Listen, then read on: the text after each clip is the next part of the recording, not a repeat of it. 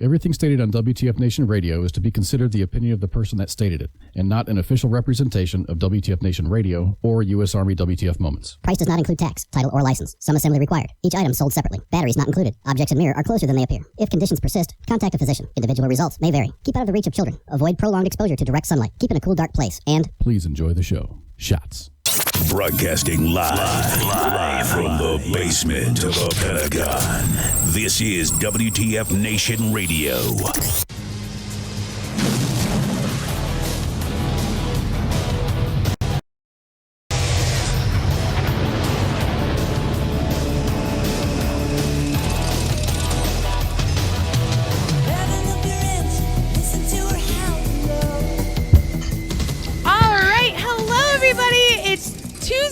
And it's September 12th, right? September 12th. And there's only one.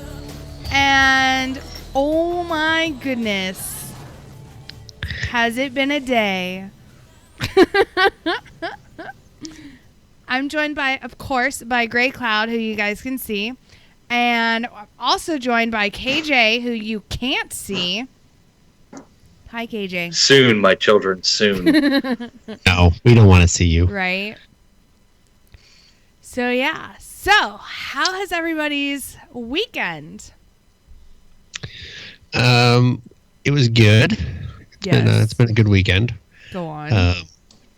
I'm kind of in my new place. It's getting there. And like school and stuff. Yeah. Oh, and the Broncos won. Ugh. Go Broncos. No. I mean, I guess they played last night? Yeah. Played last night, and we beat the Chargers. And it's the Chargers, so I don't know if I would get all, like, celebratory right now. It's the Chargers.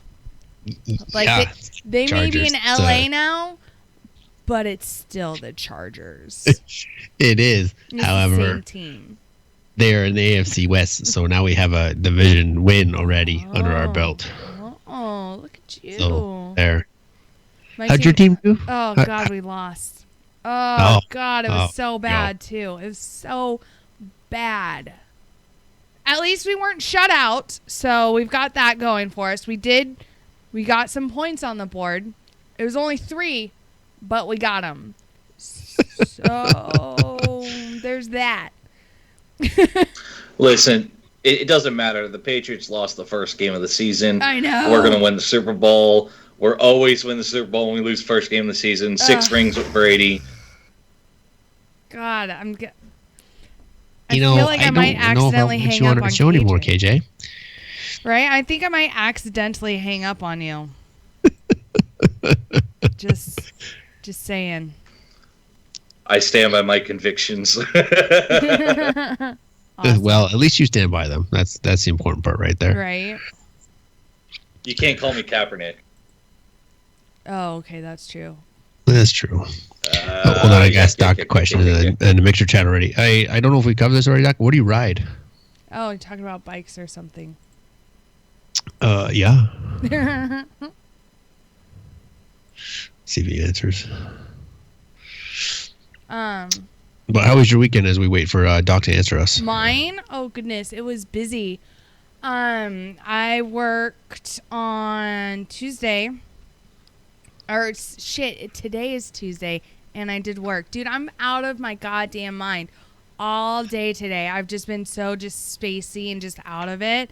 But, okay, so foreshadowing to what we are going to talk about later, like coming up soon here in a couple minutes, I am of sound mind, and I may be, going through some stuff in my personal life, but I am not suicidal. So if I end up missing or dead, it was not me. But yeah, no, I've just been super spacey all fucking day. And, today it felt so bad because I was working with my ortho doc, right? Because it's Tuesday. And the last case, there was so much shit that I knew I needed that I didn't have. But I definitely did not have it with me. And so I felt really bad that I didn't have it. My doc was getting frustrated, and he was like, you know, you're my favorite still, but I'm kind of frustrated. I was like, I know, I'm sorry. But he was being super nice, and I kind of wish he would just yelled at me instead. He did like the disappointed dad thing. It sucked. It's the worst. It happens. Right? But yeah, okay. So quick things before I get in there.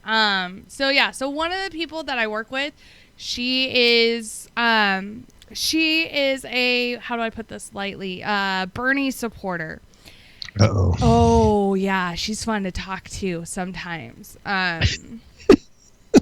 Mostly because I'm just like, do you hear yourself talk right now? Because she's like, you know, she'll tell you that she's all for like treating everyone the same or whatever, but she's let some comments slip where I'm like, you're kind of a judgmental bitch. Which is ironic considering you voted for Bernie Sanders when he wasn't even on the fucking ballot, you know? Think this is you. And, but like some of the things that she said, she's like, if I've, my doc was saying how one of his nieces has like a boy's name, which, you know, that happens. And this chick was like, oh, she might grow up to like girls. And I was just like, yeah, because of her name? Really? And I wanted to be like, I have a very feminine name. Like, my name is actually technically, my first name is actually a last name. But whatever. But I really want to be like, I like girls, but I have a chick's name. So what's up with your theory? And then, I don't know, just some of her shit that she says. Like, she's like, I don't see how people can be so judgmental. And then she's like, if a chick has a boy's name, she's gonna like girls. And it's like, I feel like you're judging right now. So, like, either pick one or the other. But I don't know. That's just something I needed to vent about really quick. But yeah. Okay, so then other than that, I found out some news this last weekend that a friend of mine has recently like tried or was about to take his own life, and his method of going to do it was he was going to suck start his 380, and I want to contact like I know his family doesn't really know everything that's going on with him. Like, as far as they're concerned, everything's hunky-dory. And the chick that he's with, is like the best thing for him. When in reality, this fucking heifer is driving him, like she's making him miserable. And I keep asking my buddy, I'm like, hey, dude, why the fuck are you still with her? Like, she's fucking crazy. Like, certifiably so at this point. Why are you still with her? And he can't give me, like, the two reasons he gives me. Reason A is, quote, when it's good, it's great. But when it's bad, it's really bad. And I was like, that's not a good reason. Like, that's not a good reason. Hey, excuse me, Jenna. That's not a good reason to stay with somebody. Like, it's just not. Just because when it's good, it's great. Because it's not always going to be sunshine and roses. And then the second reason he gave me why he stays with her is to help out with bills around the house, which I find hard to believe considering she hasn't been able to hold down a job since she got out of the Army. And she's been out of the Army now for over a year. And she has not been able to hold down a job longer than literally a couple weeks.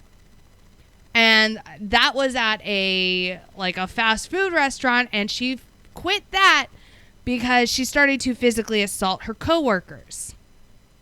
And then she went into school. She fucking can't seem to hold down school either. She tried going to like an online school and dropped out of that. And then she went to beauty school and apparently decided that wasn't meant for her either. So I don't know how she's helping out with bills again, because she's not fucking working and she's not using her GI Bill. So I don't understand. And I keep telling him, I was like, that's not a good reason either.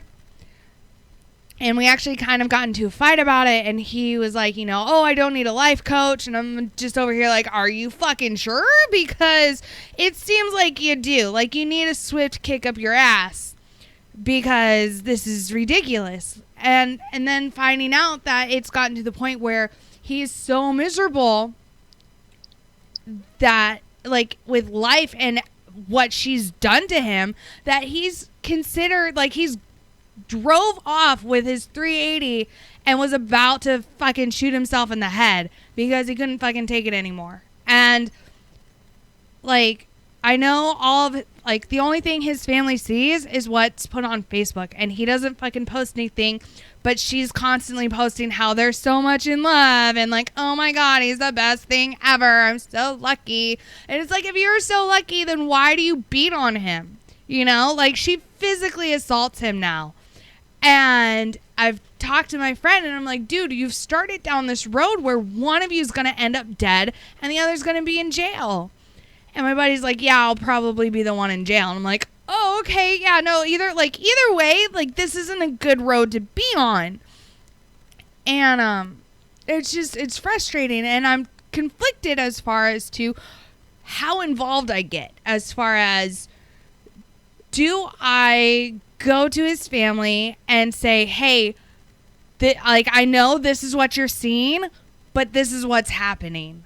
And this is what she's doing to him. And this is how far it's gone, as far as, like, you know, he's almost attempted to take his life.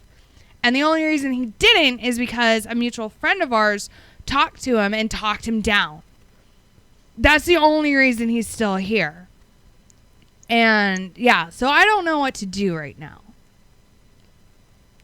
So any suggestions or advice would be great. I don't know. That's a tough road. Right? Like, Is you... It sounds...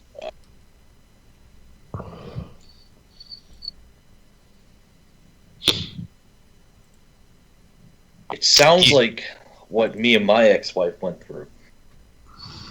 That's what's horrifying. That's what's horrifying me in this situation. She got out of a good-paying job, which in her case was the Army, and can't hold a job, and goes to school, and can't stay at school, and it's a pattern of behavior. Yeah. And then but also remember, so she and I used to be friends, and it was literally every guy that she ended up with, it turned into, oh my God, he's crazy. But now that she and I are no longer friends, I'm like, no, honey, like, you're the crazy one. Like, and there's a common denominator, and you're it. You need to tell your buddy that he needs to get ready and have a good lawyer ready, because that's the same thing my ex-wife did to me, and my divorce was hellacious. So tell him to talk to a lawyer and get prepared, because shit can go south real quick. Right? Like, and like, oh my God, like, so their last big fight that I am aware of is because he actually got her pregnant, because for some reason she's not on birth control, and apparently he doesn't believe in pulling out. So yeah, so but she, like, thank God she fucking, like, I don't take miscarriages or, like, spontaneous abortions or however you want to call them. I don't take them lightly. I've gone through that. I don't wish that on anyone. But I'm so glad she miscarried, because freaking like he does not need to be attached to this psycho for the next 18 years. Like he just doesn't need it. And it's just like their last big fight was because she miscarried, and somehow it was my friend's fault because apparently he can control that somehow. Bro, run. Right? Run. And I keep run. No, telling I'm him. serious. Get out. It's so just frustrating. Like watching him go through that, and he's so stubborn that I can't, like, just talking to him and being like, dude, you gotta go. You gotta go.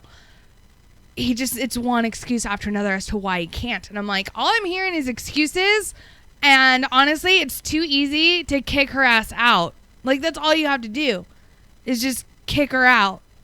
That's it.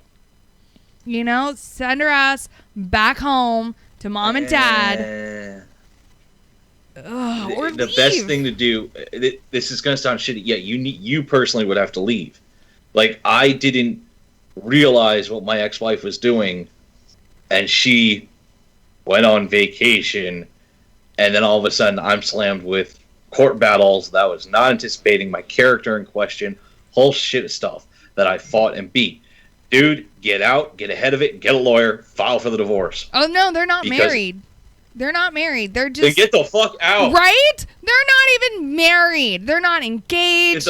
They're kind of like, I guess they're technically dating. I mean, he doesn't really, like, this is the longest relationship he's had that I've known him. So, like, what are you doing? And I get it. Like, her whole appeal is that he's been trying to get with her for the last, couple years. And so he finally got with her, and now he's determined, I guess, to make it work. And I'm like, dude, it's fucking call it quits. Just fucking call it. Leave. And he won't. So it sucks. Please tell me that's a toy your dog is chewing on. Yes. It is. It's one of those. Okay, because I thought it was a shoe. No. It's one of those Kong bones. Hooker. Okay. Sorry. Just wanted to make sure you were tracking dog chewing on something. Right. Yeah, no. I see her. Fucking hooker. That's not what you thought it was, KJ. No. But yeah, so that's like, I'm conflicted. Like, do I get his parents involved as far as like I really kind of want to do like almost an intervention, almost like a friend-ervention, but like, hey, leave your psycho girlfriend because she's not good for you. Intervention.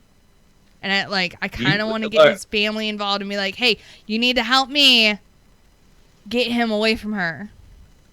No, the key thing here is, Remy said it best.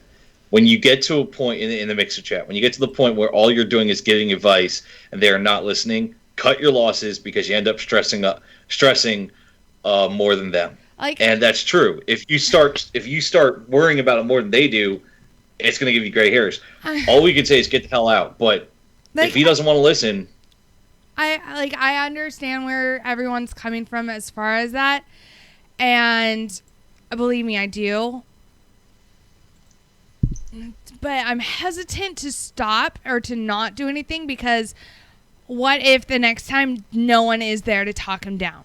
Because if he's already contemplating it, that means he's going to continue to contemplate it because nothing's changed in his life to make it better. So now I'm stuck thinking, okay, do I risk having him hate me but be alive because I got people to intercede and whatnot and interfere? So do I risk him hating me because he's going to know I'm the one that fucking did this, but yet he'll be alive? Or do I not say anything and then watch him continue down the path that he's going and possibly end up killing himself, and then sitting back and thinking, what could I have done differently? So, Minx, you already know the correct answer to that question you're asking. I do. Are you sure? You know. You You know the right answer. As much as it sucks, okay, you would hate yourself more if you didn't intervene when you had the opportunity to than you would if you intervene. Yeah. Okay. I'd rather live with the short-term headache of why the hell did you tell people that than the long-term, oh my God, why didn't I say something? Yeah. Okay. Good. Okay. So that is the right answer. Good. Because, I care about my friends and, like, if they're fucking hurting and suffering, I don't like this and I want to help them. Like, that's who I am. I'm a fucking helper. And, like, I have to help people. Yeah. It sucks so much at times because I want to just be like, cut ties, bye. But I can't. Like, if I see someone I care about, like, either if they're a friend or, family or whatever, if I truly care about someone and I see them suffering, I can't stand it. And it becomes my mission to help them. It sucks. Yeah, and that's perfect. That's perfectly reasonable and what most people should do. But, this is going to sound callous. You have to help him. You have to intervene. Yeah. And you have to prevent him from making the ultimate mistake, which is ending it all. But for the times where that isn't the option, where he's not going for that, and he's just whining, or this is in general, someone is whining, complaining, bitching, making a stupid decision that a life is not a life is not at risk. Yeah, then you cut ties and you form when they fall flat on their face. But in this case, intervene, tell the family, tell the friends, get everybody involved, and say, hey, this just happened, and we need to talk to them about it. Because if enough people come together at that point to show that they care, I'm not a mind reader, but most people would say, holy shit. Right? Like, And it's true. There will be that initial, he'll have that initial feeling of betrayal and whatnot. yeah. And we've all said it. That's the short term of that. Dealing with that is much better than the long term of you carrying that weight around the rest of your life. Okay. I So, agree. everybody's in agreement here. You know the right answer. You knew the right answer the whole time. I just needed, like, We verification. just force it. Yeah. Okay, so now that that's done and over with, so I hope everybody brought their tinfoil hats and their flashlights because we're going places. We're going deep into a hole, giggity. Phrasing. Woo! And that hole would be Hillary Clinton's. So I hope everyone brought their mop suit and their pro mask because let's face it, she's diseased. So I'm already saying the vodka up. right, grab your drinks if you got it. Clinkety clink clink. All right, so Hillary's new book, quote, "What Happened," unquote, was released today. And apparently she had some book signings about it, which, why not? It's only the day after, 9/11. Let's go on a fucking book signing tour. Because fuck it, right? God, she's such a hag. I'm so glad Could you imagine if that troll had gotten elected as president? Dear sweet baby Jesus. Ugh. But Nathan, you may not be going anywhere near that hole, but we definitely are, brother. Yeah, true story. And I'm taking a shot now. Yeah, now you're taking a shot? So. I just made a joke about holes with Hillary Clinton. I'm taking a shot. Yeah, you might need more than that, like penicillin. I'm just saying there. But yeah. Sorry, I had to take care of something. And so, okay. So the reason I bring this up is because in her book, What Happened, Hillary Clinton attacks women who apparently have regretted not voting for her in November. I've never met someone who's regretted not voting for Clinton. I've never met one. So I want to know where she's finding these people.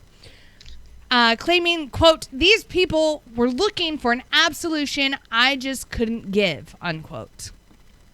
Clinton's book consists of the many reasons, none of which involve Hillary herself, as to why she lost the presidency to Donald Trump in November. It turns out that women who didn't vote for Clinton have made the long list as to reasons why she lost. In What Happened, Clinton describes the Women's March, which took place in D.C. and other cities across America, as, quote, bittersweet, because she believes people showed more anger and enthusiasm during the event than they did during her campaign. Although she labeled the event, quote, awe-inspiring on Twitter, Clinton explains that she, quote, couldn't help but ask where were those feelings of solidarity, outrage, and passion had been during the election. Since November, more than 24 women of all ages, but mostly in their 20s, have approached me in restaurants, theaters, and stores to apologize for not voting or for not doing more to help my campaign, she wrote in her book. Quote, I responded with forced smiles and tight nods. Oh, woe is me. I'm Hillary Clinton, and I lost a presidential election that I nor anybody else is ever going to live down. Ever. So, Ever.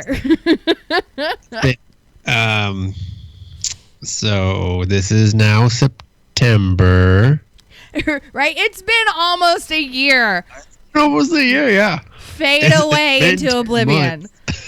Like Hillary Clinton. She's that ex-girlfriend who wants to continue to be relevant in your life long after you've moved on. That's what she is. Like, she keeps popping back up. Love me. Yeah, she keeps popping back up when you don't want her to, and when you least expect it. Like, you think she's fucking gone into the woods, and you're like, thank God, she's fucking faded away. And then here she comes back, and she's fucking back again. So, yeah, it's fucking, she's fucking back. So, there's that. And then I found, here we're going a little deeper. Like, welcome to the rabbit hole. Oh, shit. Oh, yeah. I don't know. Have any of you guys heard of the Clinton body count list? No. Oh, here we go. And I say that because I don't here want we to go. know it. It's so good. Okay. I don't have enough vodka if we're going to talk about the Clinton body count list. Oh, dude, we got 30 minutes, and that's all I want to talk about. I'm going to be drunk before our guests show up. Oh, my God. Okay, so the latest victim. Hold on. Let me set some rules for this. Every time Minx mentions accidentally, you have to take a shot, KJ. Or allegedly. Oh, I hate you motherfuckers, but I agree. Either accidentally or allegedly. Allegedly. I do love that word. Allegedly. Oh God, I need to get more. I need to it's get a good chaser then. This is gonna be good. You just let me know when you're ready, sweetheart. We can start. Okay. All right. So the most recent name added to the list is Joseph Rago, a seemingly healthy Pulitzer Prize winning journalist investigating Hillary Clinton, was found dead at age 34 in his apartment Sunday morning. Ricky Vaughn announced the writer's death through Twitter at 10:30 a.m., and although mainstream media outlets have made cursory acknowledgments of Rago's passing, the most obvious and alarming points escape even a mention. Rago, who by all accounts appears to have dropped dead spontaneously, if the mainstream media is anything to go by, was investigating Hillary Clinton. Neither the Inquirer nor the Wall Street Journal mention this, though both are very quick to make vague assurances that we shouldn't assume it's another assassination. This is particularly notable since the Wall Street Journal was where Rago worked. The Inquirer writes, a New York Police Department spokeswoman told the New York Times that foul play is not suspected in the 34-year-old's death. The cause and manner of death are pending further studies following today's examination. The Wall Street Journal reports Mr. Rago was found with no obvious signs of trauma, and emergency responders declared him dead at the scene. The police said the cause of death was being determined by a medical examiner on Friday. So they don't know why Rago died. No idea at all. We have a cause of Never. death. But it definitely wasn't anything sinister. Oh, of course not. Why would it be sinister? It's not like there's a precedent for this sort of thing. Young, talented, politically difficult young men die for no reason at all the time. And they're usually healthy. Look at Seth Rich. But my, how convenient for Hillary Clinton. Oh, you were saying something. We have a cause of death, and it might save my liver as well. Ooh. The cause of death is sarcoidosis, which is involving sarcoidosis involving the lungs, heart, spleen, hilar, and mediastinal lymph nodes. I want to see the tox report. What? I want to see the tox report. Got lead in it? Hmm? You think it's got lead in it? I don't know. But for all those organs to just kick the dust at 34 years old, it's suspicious. Ergo, Latin, I want to see the tox report. Well, luck. for those who don't know, that fucking long Latin word. It is the growth of tiny collections of inflammatory cells in different parts of the body. So convenient. supposedly, it can affect all those places at the same time. Interesting. And it affects the most people affected are above the age of 20. I still want to see the tox report. But yeah, okay. So for those of you who don't know what the Clinton body count list is, it was started in 1993 after the Waco siege by a woman named Linda Thompson. She's the one who started compiling this list. Now, a couple noted names happen to be on said list. In 1999, I don't know if anyone here remembers JFK Jr., but in 1999, he died from in a plane crash in the Atlantic Ocean. And days before his death, he was the frontrunner for the New York Senate seat above Clinton. He died, and she got elected. I'm just saying, like, there's shit. Oh, my God. And, like, I found, like, the full, complete list, and I'm just like, oh, my God. Right? Okay. There's about 50 some odd names on this list. None of them are connected to each other, except for one very crucial thing, is that they all have ties to the Clintons. Like, they were all somehow close to the Clintons and then defected.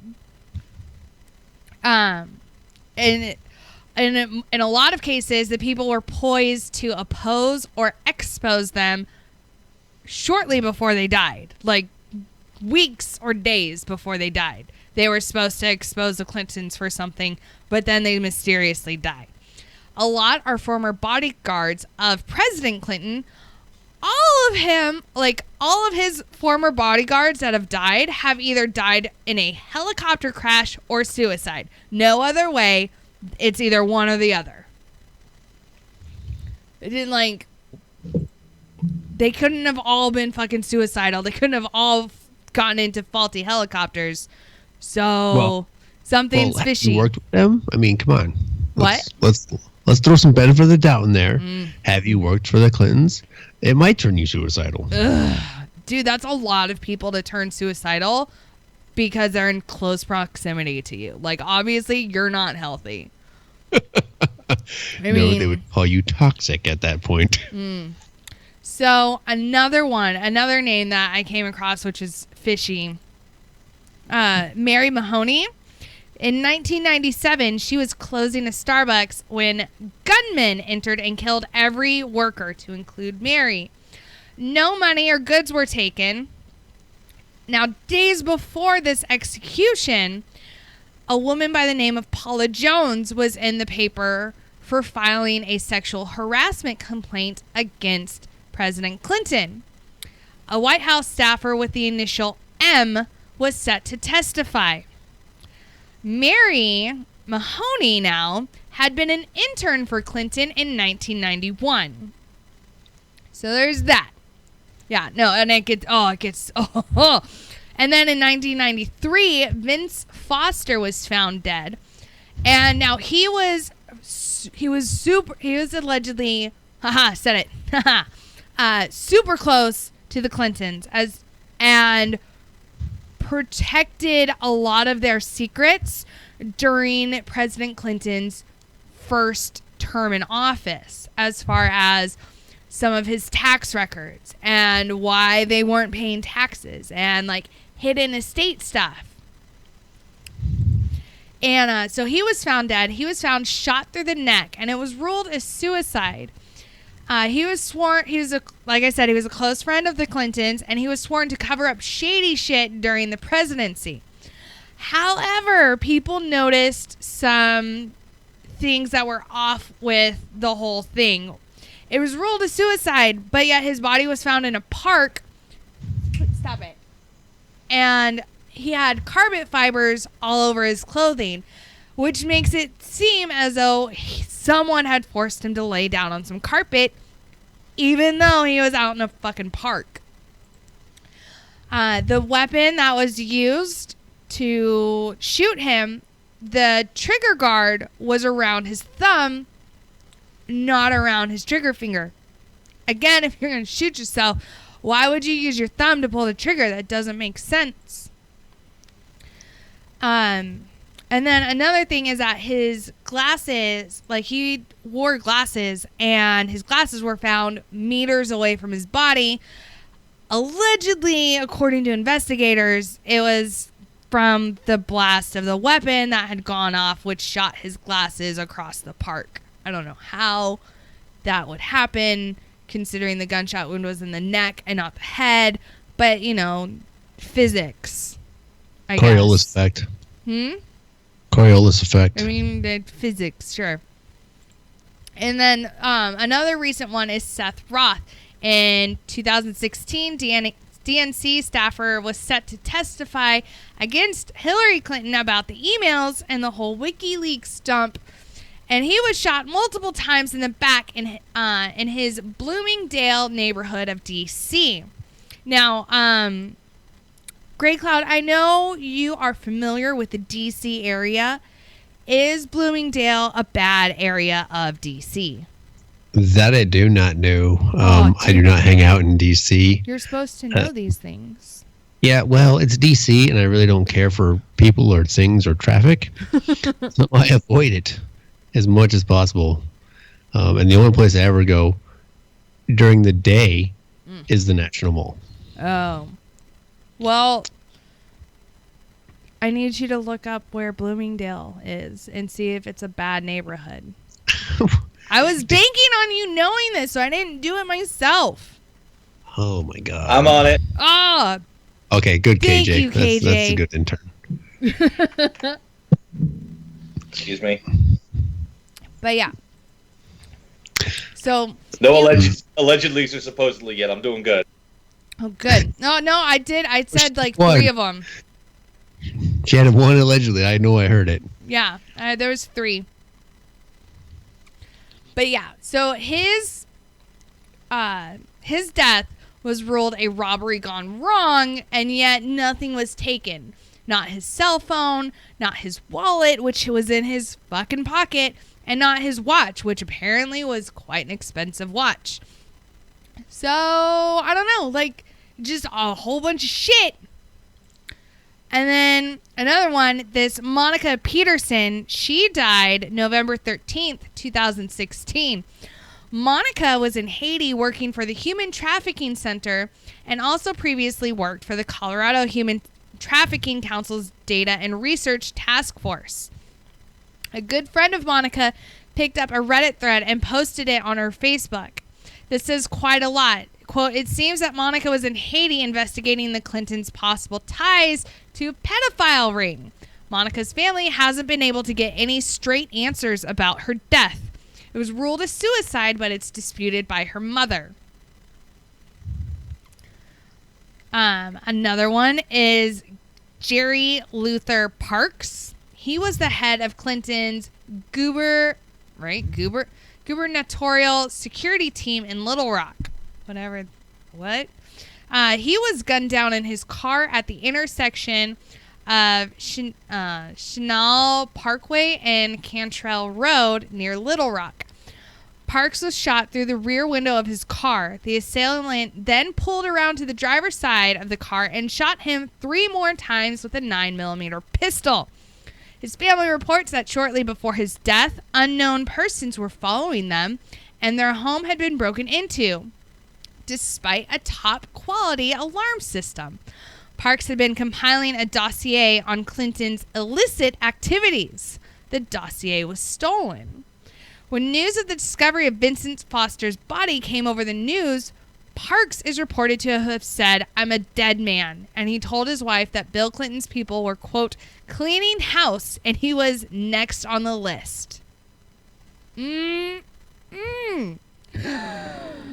I love conspiracy And don't forget about theories. Ron Brown, Who? the Secretary of Commerce when Bill Clinton was president. Oh, tell me more. Tell me more. I love conspiracy theories. So Ron Brown and the Assistant Secretary of Commerce, Charles Messner, both died when their Air Force plane crashed into a Croatian mountainside. Now, to protect his son from prison, Ron Brown threatened to expose the White House's yet unrevealed Asian fundraising scheme, in which Brown played a major role.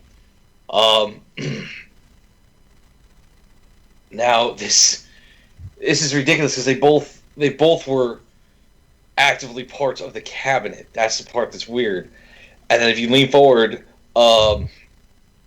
the White House ordered the Air Force to skip the safety phase of the investigation and move directly to the accident phase. And there would be no consideration other than the accident, even though the airport was near the Bosnian border and in a potential hot fire zone. There was no autopsy. There was no forensic testing. No searches for any exit wounds or entry wounds. See? So Head x-rays were destroyed or lost. And, yeah, no one, we don't have the names of the airmen who flew them. So, yeah. Okay, so that Joseph Rago guy that I was talking about, he was working on an article about Hillary Clinton's links to Russia. When he was found dead in his apartment just hours before he was supposed to meet with Russian consulate officials to discuss Hillary's role in bypassing Russian sanctions in the 2014 sale of Veropharm, one of Russia's largest medical companies, to the American medical corporation Abbott Laboratories. Handling this takeover transaction was the Russian investment bank Renaissance Capital, who paid former President Bill Clinton $500,000 for a speech he gave before their top executives in Moscow. Police ruled out foul play in his death before an autopsy was performed. And then there's two of them that died in this same day. Victor Razor and Montgomery Razor. So brothers, or they might have been married. Who knows? Wait, no, 92. So the gays weren't allowed to get married back then. So both men died in a private plane crash in Alaska. One day before a scheduled interview with John Hillier, the crash was blamed on the pilot, who, lucky enough, survived. Five others who were not connected to Clinton died in the crash. And Dee Myers described Reiser as a, quote, major player in the Clinton organization. Victor was also the chairman of Mobile Telecom Technology Corp., whose subsidiary SkyTel Corp. Is an international paging company used by the federal police agencies such as the FBI. Victor was a Washington lawyer, and he was a counsel to the Washington law firm of Jones Day Revis and Pogue until 1991. At his death, he was at the National Finance co-chairman of the Clinton for President campaign. The campaign's press secretary, Dee Myers, described him as a major player in the Clinton organization. He and his wife had been friends of the Clintons for 10 years. He was the past National Finance chairman of the Democratic National Committee. He served on the boards of the Democratic Business Council and the Center for National Policy and the Board of Advisors for the Democratic Leadership Council. On May 29, 1993, President Clinton announced that he had selected Reiser's widow, Molly, former Democratic co-chair of the Women's Campaign Fund, to be his protocol chief, and stated that he planned to nominate her for confirmation as an ambassador. So, hey, sorry we killed your husband, but I'll make it worth it if you keep your goddamn mouth shut. That's what I heard. That's what I heard. I don't know if you guys heard that, but that's what I heard. Oh, my eyes watering. I swear I'm not crying. Like I said, I'm of sound mind. I do not plan on killing myself. I'm not planning on dying anytime soon. So if I die, make sure they look into it. Yeah. No, true story. Maybe. Don't be mean. Well, I might get a good job out of it. Rude? Heart you. Oh, rude. So mean. I heart you. Freaking. But no, Doc, Bloomingdale is a neighborhood in D.C. Did anyone find out any, KJ, you find information about Bloomingdale?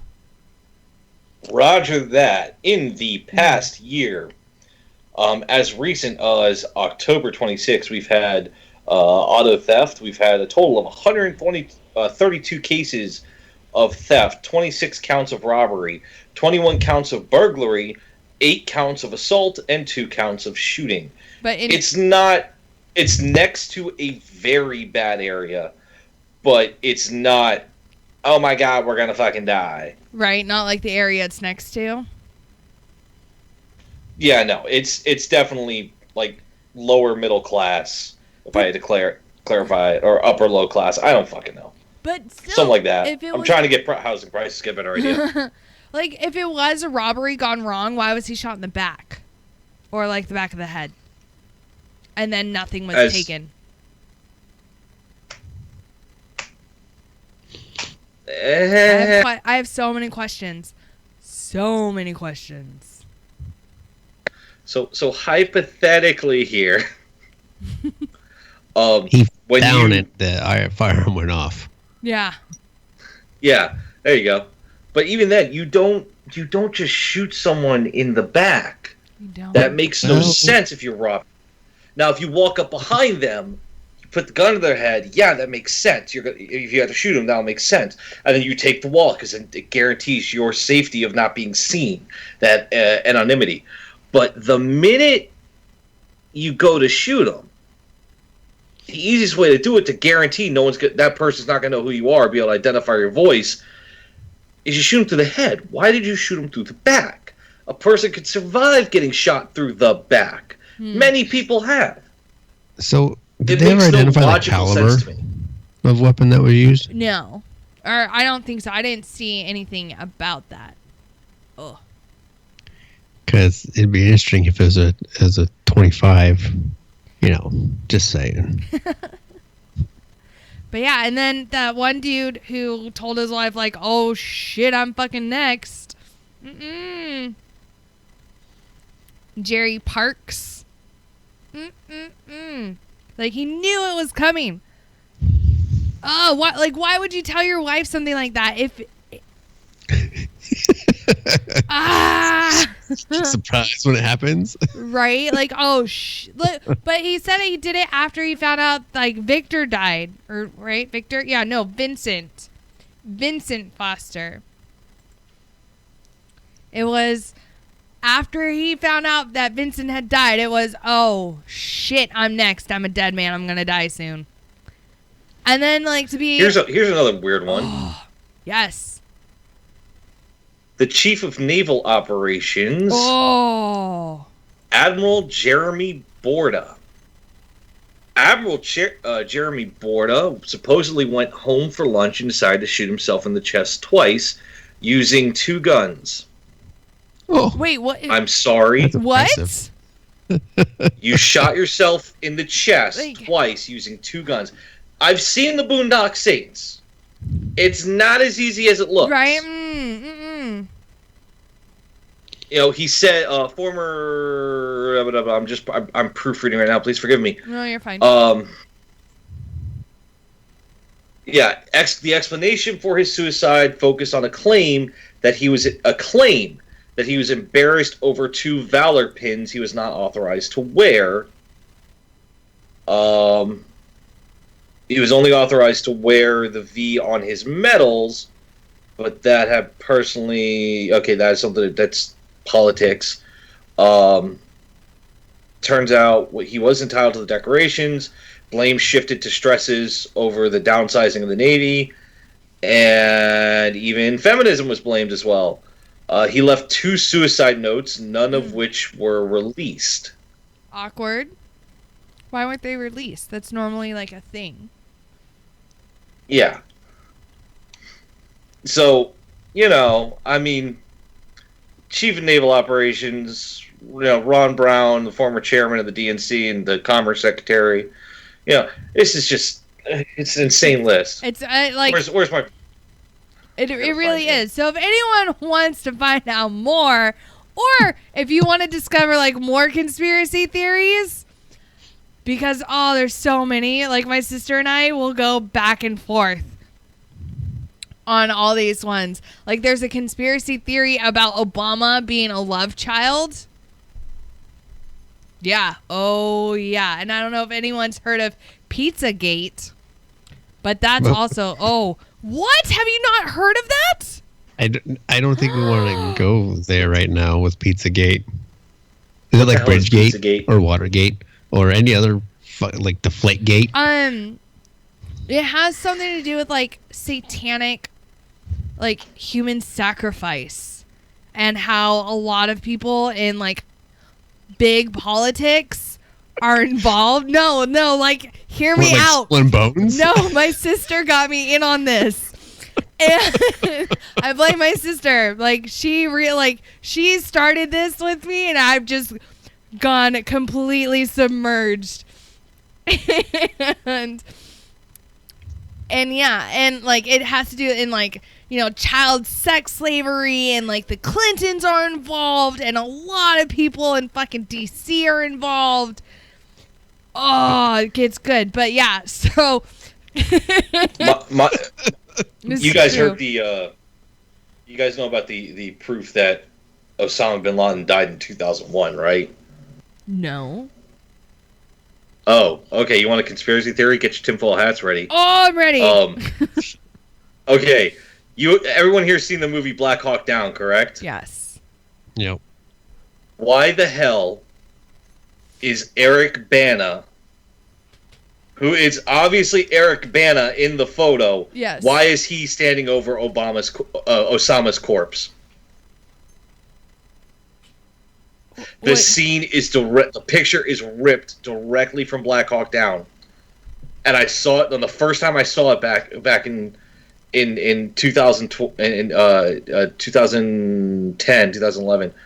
I was like, "What the hell?" And then I started researching and looking, and there is a actual death certificate in Afghanistan and a notice of death that Osama bin Laden passed away in 2001 from Marfan syndrome. Oh. Yeah. So, So then what's who the did we truth? kill in 2011? Somebody else. Exactly. Oh! And then Sorry. yeah, like did was it perpetrated? Like was it I'm looking like you look at the actual picture they released of the shot, and then you look at the one where it's the Black Hawk Down rip, and there's no possible way. It says in the picture they released, the official one, he got shot in the left eye, and then in the picture that's ripped from Black Hawk Down, he's shot in the right eye. What? The image is reversed. And then We're mirrored. no, Yeah. the image is already mirrored because it's already mirrored to show the soldier standing over the body on the right side, but there's no way to mirror, like the picture is of as if you're looking at Osama in front of you, and it's his right eye shot out instead of his left. Why would you flip one part of the image and then flip the other to make that contradiction? I don't know.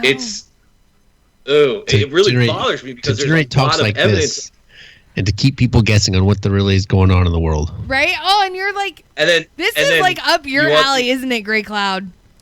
I don't know what you're talking about. the craziest? Fox News in 2001 reported that Osama bin Laden was dead What? prior No. to and after 9/11. Yeah.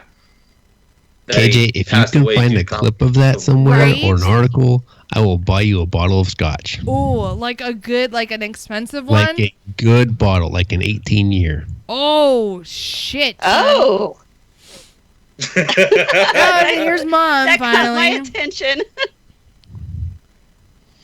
Oh, but yeah. Oh, So, where's no, if you go to, like, Facebook? Look at that. whatreallyhappened.com, like, there's a That's what I'm whole on right now. list. That's Oh, what I that's where use you're at? pretty frequently. Yeah. Bruh.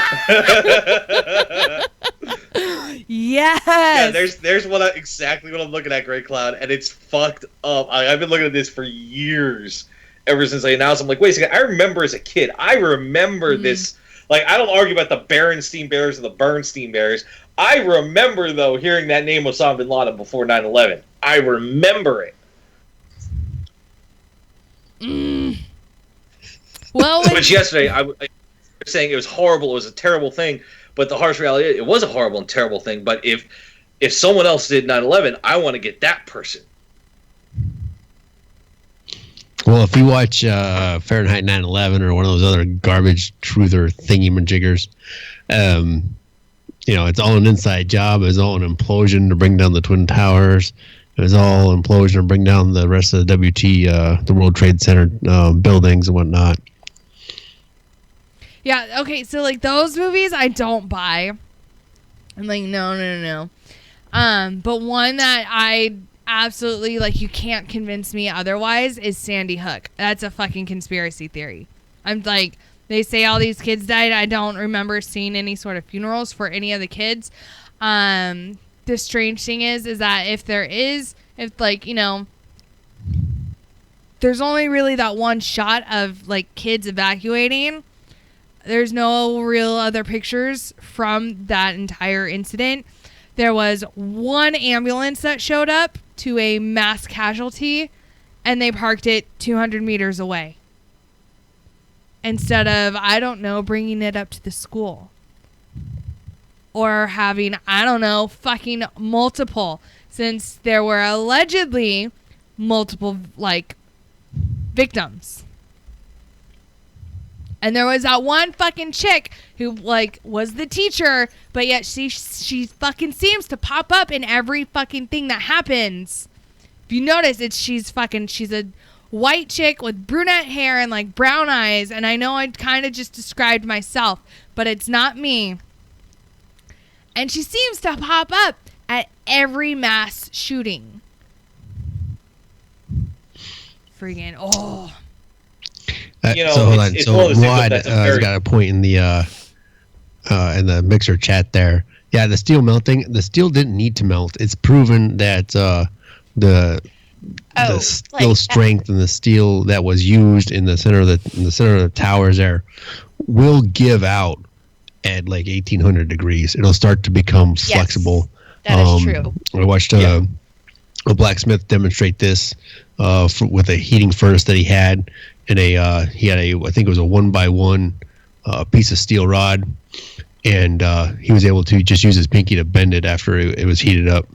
So yeah, the melting of the steel, that's where everyone wants to go to. Oh, the steel can't melt, blah blah blah. Steel doesn't need to melt. And You just have to weaken it. At a certain temperature, it starts to lose its strength, and it can be bent with human hands. And I can say from experience, watching the towers, that's something I remember clear to this day. That tower, the steel didn't disappear. It was there. It was very much there. Mm-hmm. It just fucking bent. It just collapsed on itself. I hate that whole steel melting thing. It's like, jet fuel can't melt steel beams. Roger. But jet fuel makes great memes. No? There we go. Oh, you're so clever. That's shot worthy. Anyways, back on the farm. Anyways, it's break time. So we're going to take a quick break.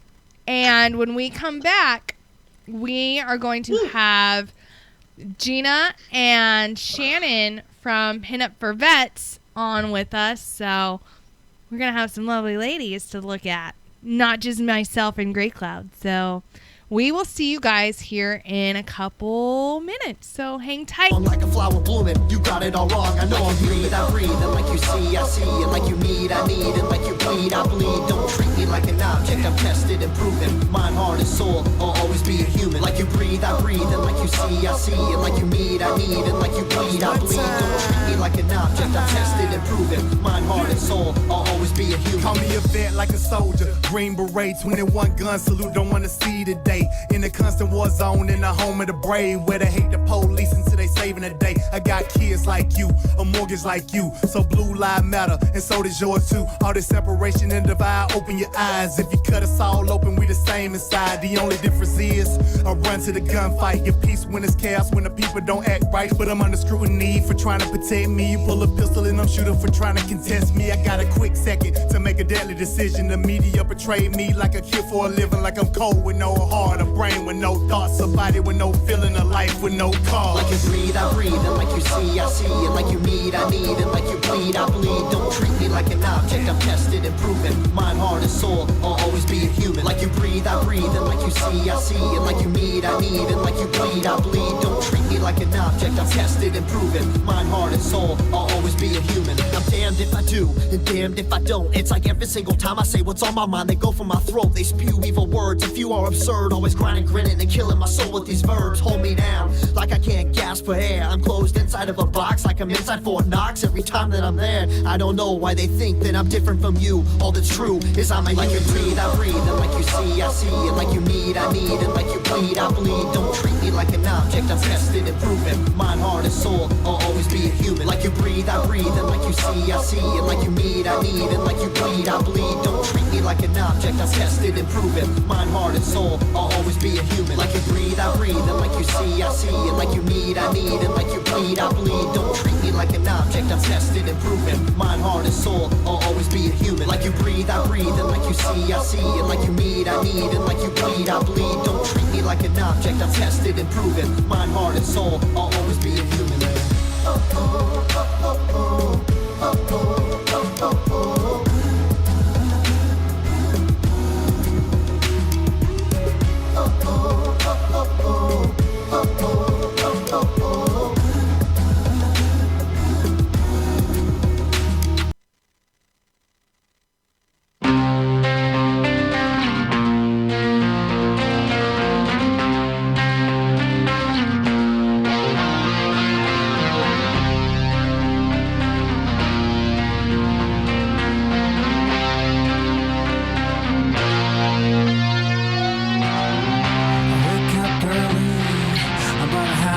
past noon. Gotta get it together, I gotta stay in tune. Seems time's against me, but I hate to rush. Gotta keep it between the lines until I hit the dust.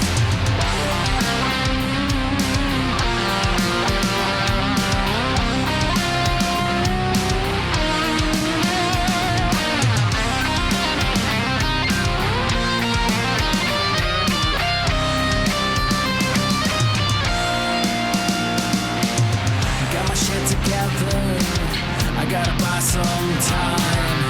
The key to freedom lies across the state line.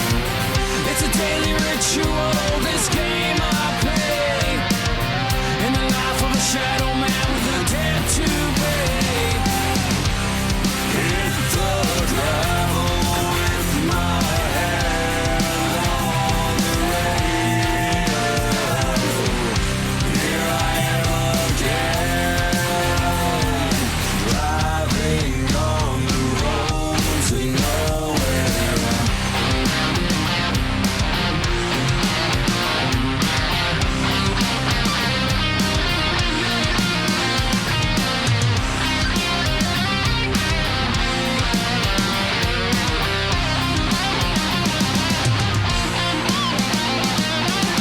My mouth is blurry and my vision's dry.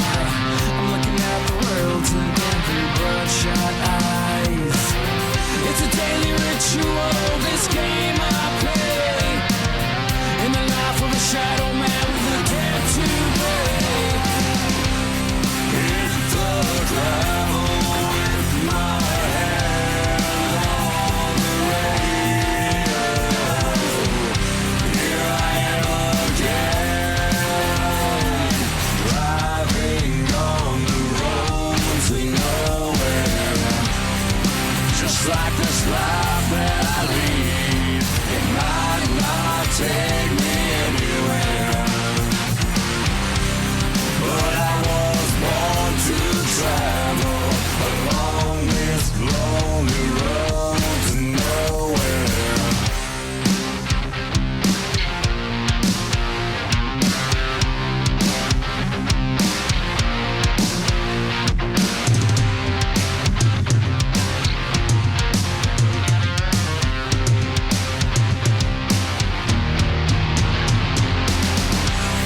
Hit the gravel with my hand on the radio.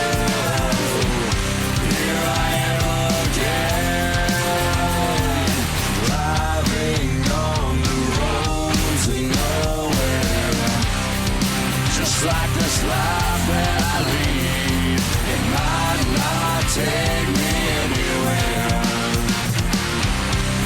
But I was born to travel along this lonely road to nowhere.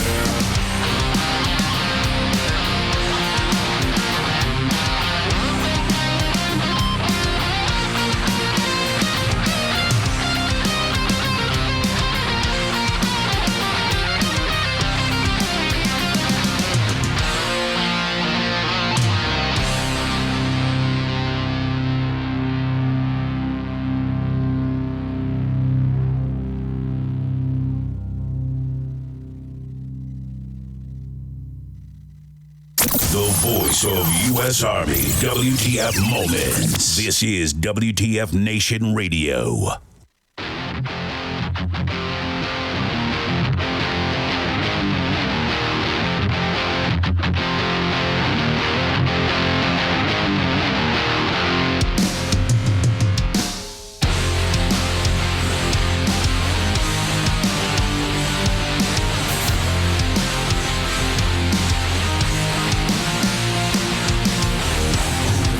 Think of when you're all alone in bed.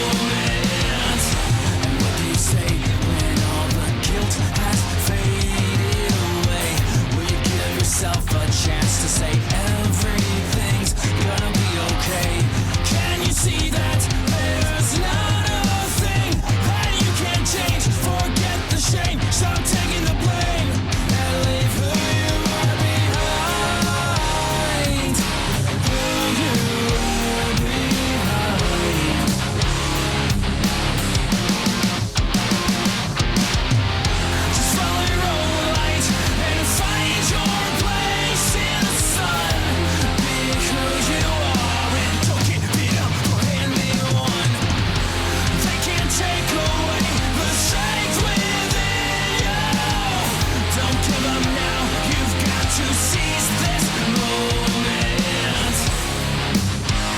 You've got to seize this moment. Find the strength within yourself. You've got to seize this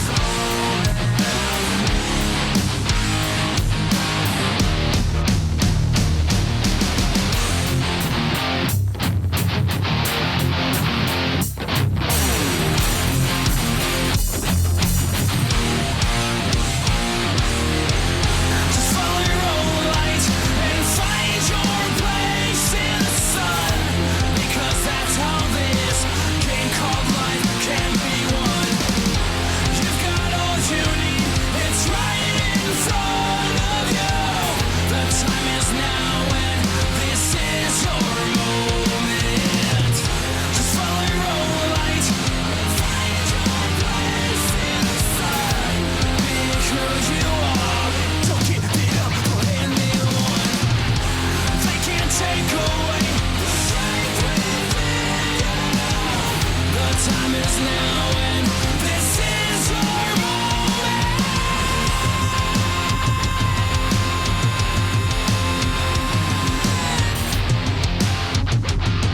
To find your place in the sun.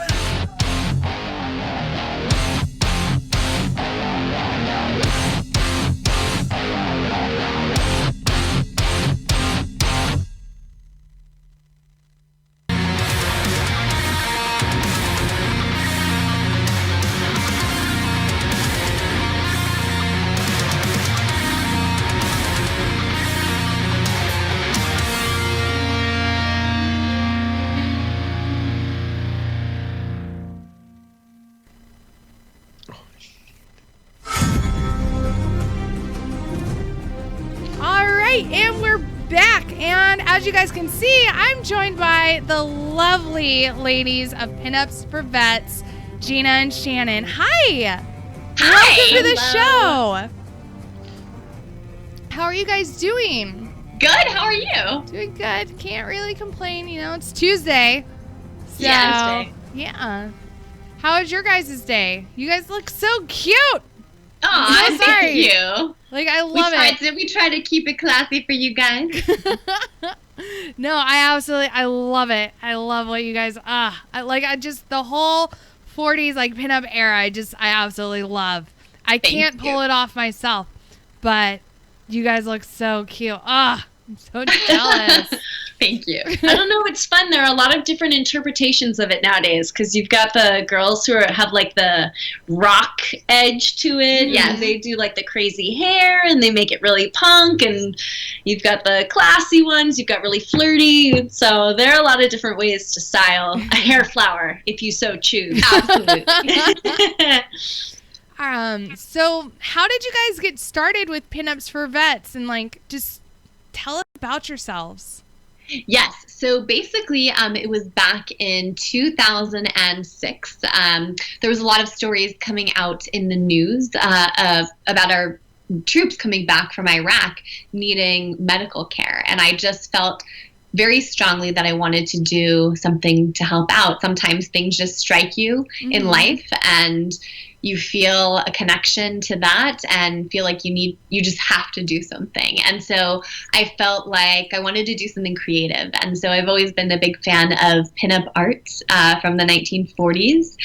Artists like Gil Almgren and Alberto Vargas, and the art that they used to paint on the aircraft during World War II. It was called nose art because they would paint these beautiful women on the noses of the planes to boost the morale of the air crews, remind the GIs of what they were fighting for back home, sort of a symbol of hope. And so I wanted to take sort of my love of that art and create a fundraising pinup calendar that we could use to raise money for troops and veterans. And that was back in 2006. Fast forward to 2017, and we are entering our 12th year. We just released our 2018 calendar and have greatly expanded our initiatives. So we do many different things for the military and veteran community now. Oh, I love it. So now, your models, like who are your models as far as for your calendars? I am sitting next to one right now, Shannon Corbet, and I'll have Shannon tell you a little bit more about herself. We actually did not start off featuring veterans in the calendar. I was actually the model way back in the day, and we started having a lot of female veterans volunteer with us. Mm-hmm. And so then I thought, you know what, this would be an awesome idea to feature them in the calendar. So I kind of like phased myself out of it and are now featuring female veterans, and we've had male veterans in the calendar as well. The 2018 calendar features 21 female veterans, and we have every single branch of the military represented. So I'd love to introduce you guys to Shannon Corbet, U.S. Air Force veteran. She was a captain in the Air Force. It's true, and it's exciting right now. It's September, so I missed September from the 2017 calendar, and it's also the Air Force's birthday, so I'm in a very air-powery page. I'm with another Air Force officer, and we're in front of the wall of flyers, yes. And so, I've been volunteering with you for almost 2 years now. That's right. And I love it. I'm really honored and proud to be a part of this organization. So not only do the ladies, pose for the calendar, that's just one part of it, but they also attend hospital visits, with us across the United States. Shannon has been on many hospital visits with us. And so the thing that's really special about it is, for instance, she is the month of September for this year. And so when we go and deliver our calendars as gifts of appreciation to the hospitalized veterans, they don't realize sometimes that the lady standing right in front of them is, not only in the calendar that they're looking at, but that's also a veteran. So there's this instant bond when we do our hospital visits, and we're on a 50-state VA and military hospital tour right now. There's this instant bond between our Pinups for Vets ambassadors who are veterans and the veteran patients. They'll often start to talk about, oh, where did you serve? And, Shannon served in Korea. I was in Korea, right? Texas, and Maryland, yes. And so, she is visiting someone that also served in Korea. Like, there's that instant bond there. So I really think that it helps with healing. Oh, that's amazing. Hold on. I was muted for a second. Sorry. I said that's amazing. I love the work that you ladies do. I would love to be part of it. But so, give me an example as far as just what a regular in quotations hospital visit for Pinups for Veterans looks like, as far as your normal visitees, I guess, who you go searching for. We go to VA and military hospitals, and we'll go room to room, bedside to bedside, to give one-on-one time with veterans, or sometimes 5-on-1. Yeah.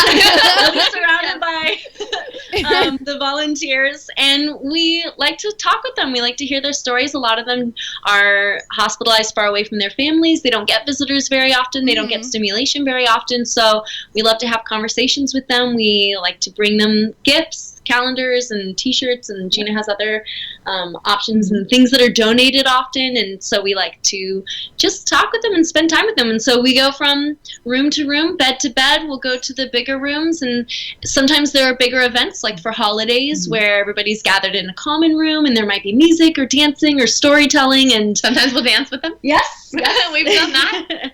And the biggest thing is that it's a chance to connect with them and to thank them for their service. Many of the veterans that we're visiting served during a time when they weren't properly thanked, they weren't taken care of afterwards, and so it's our chance to do that for them now. Mm-hmm. And we have some amazing stories of things that have happened, very moving and poignant things that have happened during our visits, because a lot of times the hospitals will not tell the patients that we're going to be there. And so all of a sudden these, we'll have sometimes 12 girls show up all decked out in 1940s attire, like this blast from the past. And sometimes the veterans will, start crying because it just brings back so many emotions. And on one of our recent visits, we had someone say, "Thank you for the memory." Yeah, I was just going to say that. Yeah. It was beautiful. He was so touched. It was very sweet. Yeah. So we have some great things that have happened. And I really, I like to encourage people to contact their local VA hospital and contact volunteer services and see how you can give back, because there's nothing like being there for someone while they're going through a challenge in their life. And, a lot of these veterans that we visit, they're veterans from World War II all the way to Iraq and Afghanistan, our current day veterans. And you don't know what they're going through. And some of them are in the hospital for very long periods of time. And as Shannon was saying, may not have visitors, possibly families far away.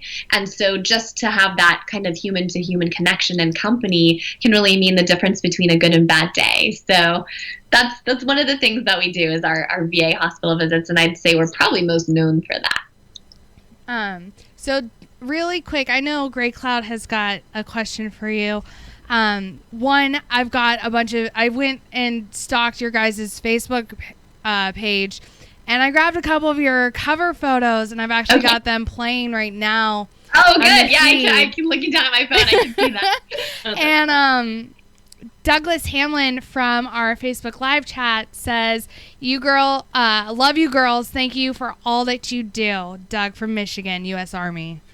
And then Doug. Thanks, Doug. And then Paul Olis, I think I said that right. He says, Gina, you look amazing.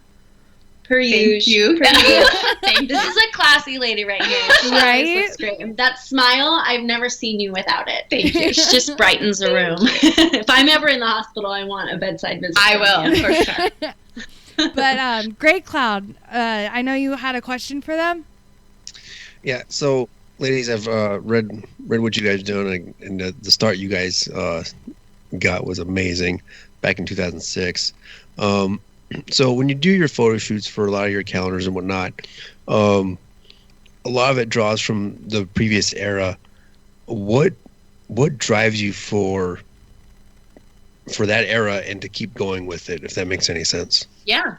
I think that the pinup is sort of, like I was saying a little bit earlier, is just the symbol of hope and, a reminder of kind of the normalcy of back home in such an abnormal environment like a war, and giving people hope, and just kind of knowing that there's things to look forward, there's positive and good things to look forward to when you get back. To me, that's really important and can be very healing. And so I just thought using that kind of iconic imagery, sort of for the same purpose today, would be helpful. And so I just am a big fan of the whole, the aesthetic of the era. It's so fun with like the cat eyeliner and the flowers and that classy, the classic dressing. And and I'll also say that as a veteran, when I like to joke about this, but it's true.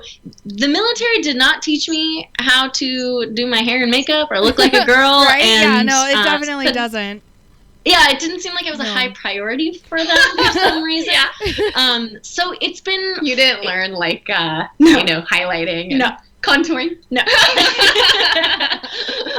So it's been fun to get to reconnect with my feminine side. And one thing that I love about the pinup look is that there are a lot of different interpretations for it. There's the wiggle dress, which is very much the hourglass, but I really like the fit and flare. I can feel really comfortable in it, and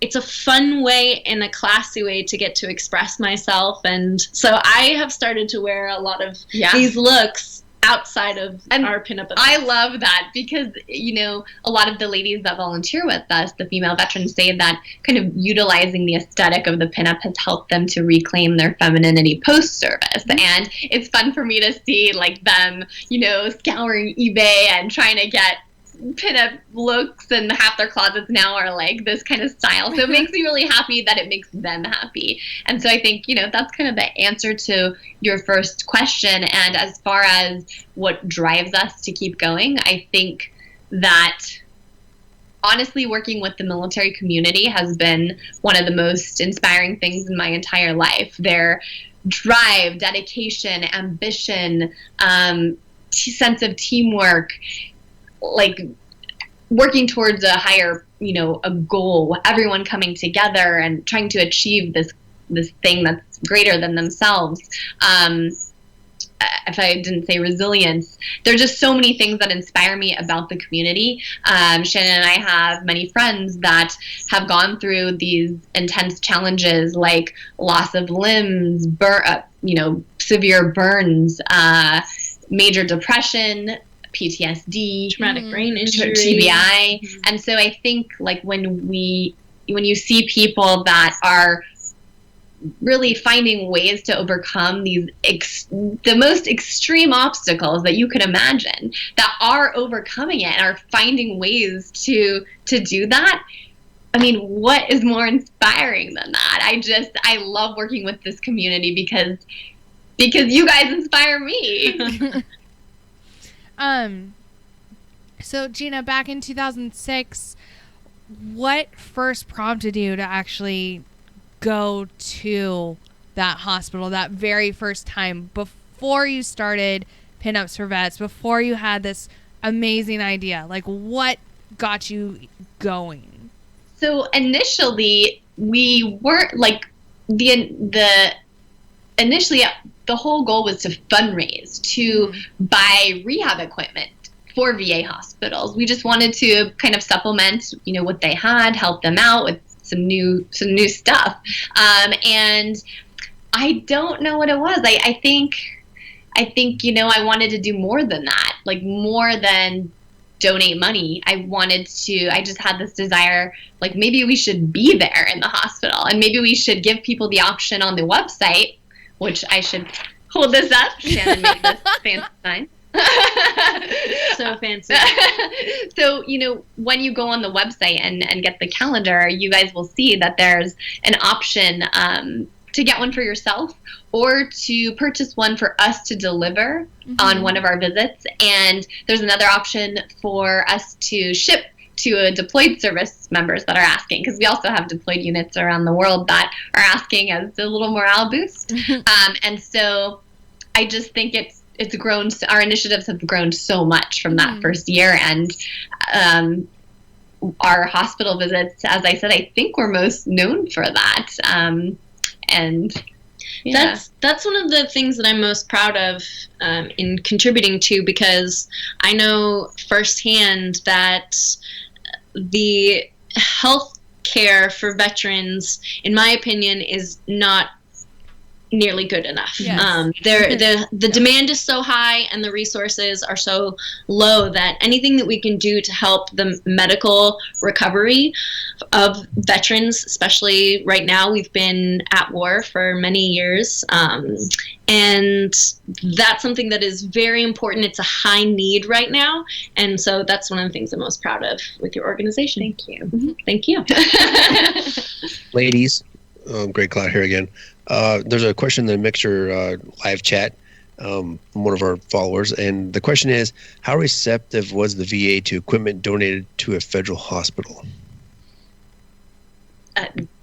So receptive. I mean, the VAs have these sort of wish lists, of things that for some reason or another they cannot purchase. Maybe I don't know if there's not enough funding, but they have these wish lists, and we've purchase things for the hospital that they haven't been able to buy. We bought, we buy so many kind of different forms of rehab equipment, but for instance, like Salt Lake City VA hospital, we bought this thing called an ECU. It's an environmental control unit, and it allows for spinal cord injury patients to have more control over their immediate environment. I believe it's, it can even be like voice activated or maybe the blink of an eye, but it takes some pressure off the nurses. It allows the individual to have more independence.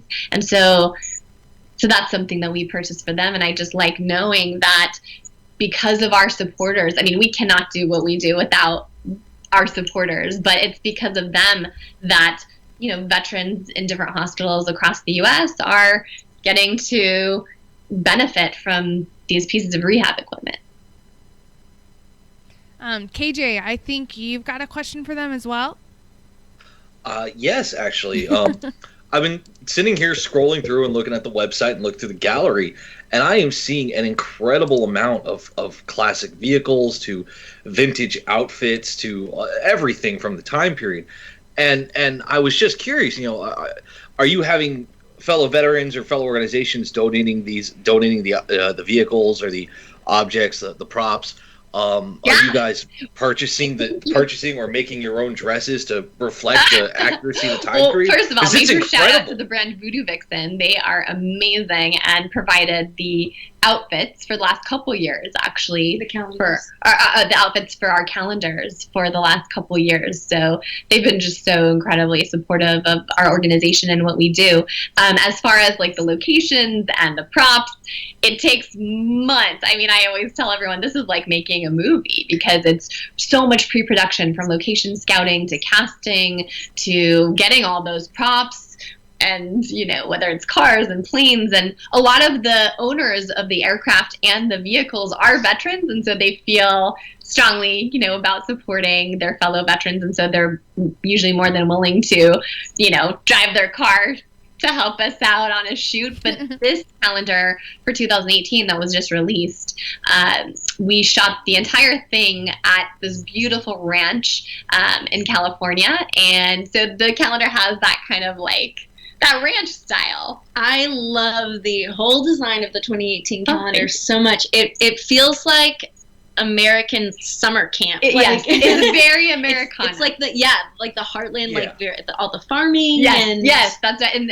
And you know, we've shot like in the vineyard and on a tractor, and I mean, just you definitely get that vibe from this calendar. So it's a really fun one. And if you guys are interested. Gina has definitely outdone herself on this year's calendar. The 2018 calendar is really a work of art, and it's just very cohesive. I love it. I can't wait to get my hands on it. Shannon is Miss November, so we feature a lot of our volunteers that have worked with us for a number of years in the month of November for Veterans Day. So we have a big group shot in the month of November, so you guys will see that. It was fun. That was a fun photo shoot. I like all the girls, the women that you have introduced me to in your organization. Your ambassadors have become really good friends, and it's neat to see women across all branches, and we like to tease each other and poke fun at each other. And I think that's something that, you know, that's one thing that I didn't expect. It's something I did not expect out of the organization, you know,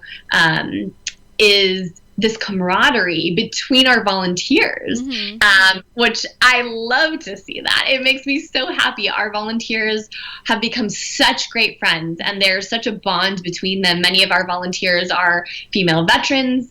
Some of them are just very patriotic civilians, military wives, and just the bond, because we all come together to give back, and so we have that in common. Like, we have a need to give back, and so the bond between the ladies is something that I didn't really expect, but it just happened, and I love that happened.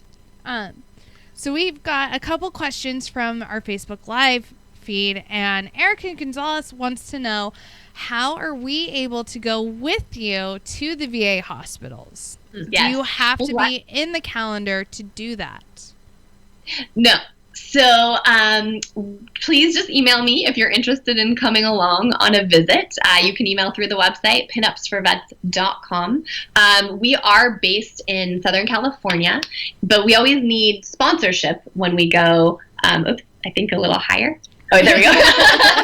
We always need sponsorship when we go out of state. And so, you know, if anyone is listening that is interested in sponsoring a visit for us, usually it's like a local individual in that community that wants to do something special for their veterans at their local hospital, or it's a business in that community. So please, you know, give us a heads up if you're interested, or you know someone or a business that's interested in sponsoring. And we always love when people attend visits with us, for sure. So please just email us through the website.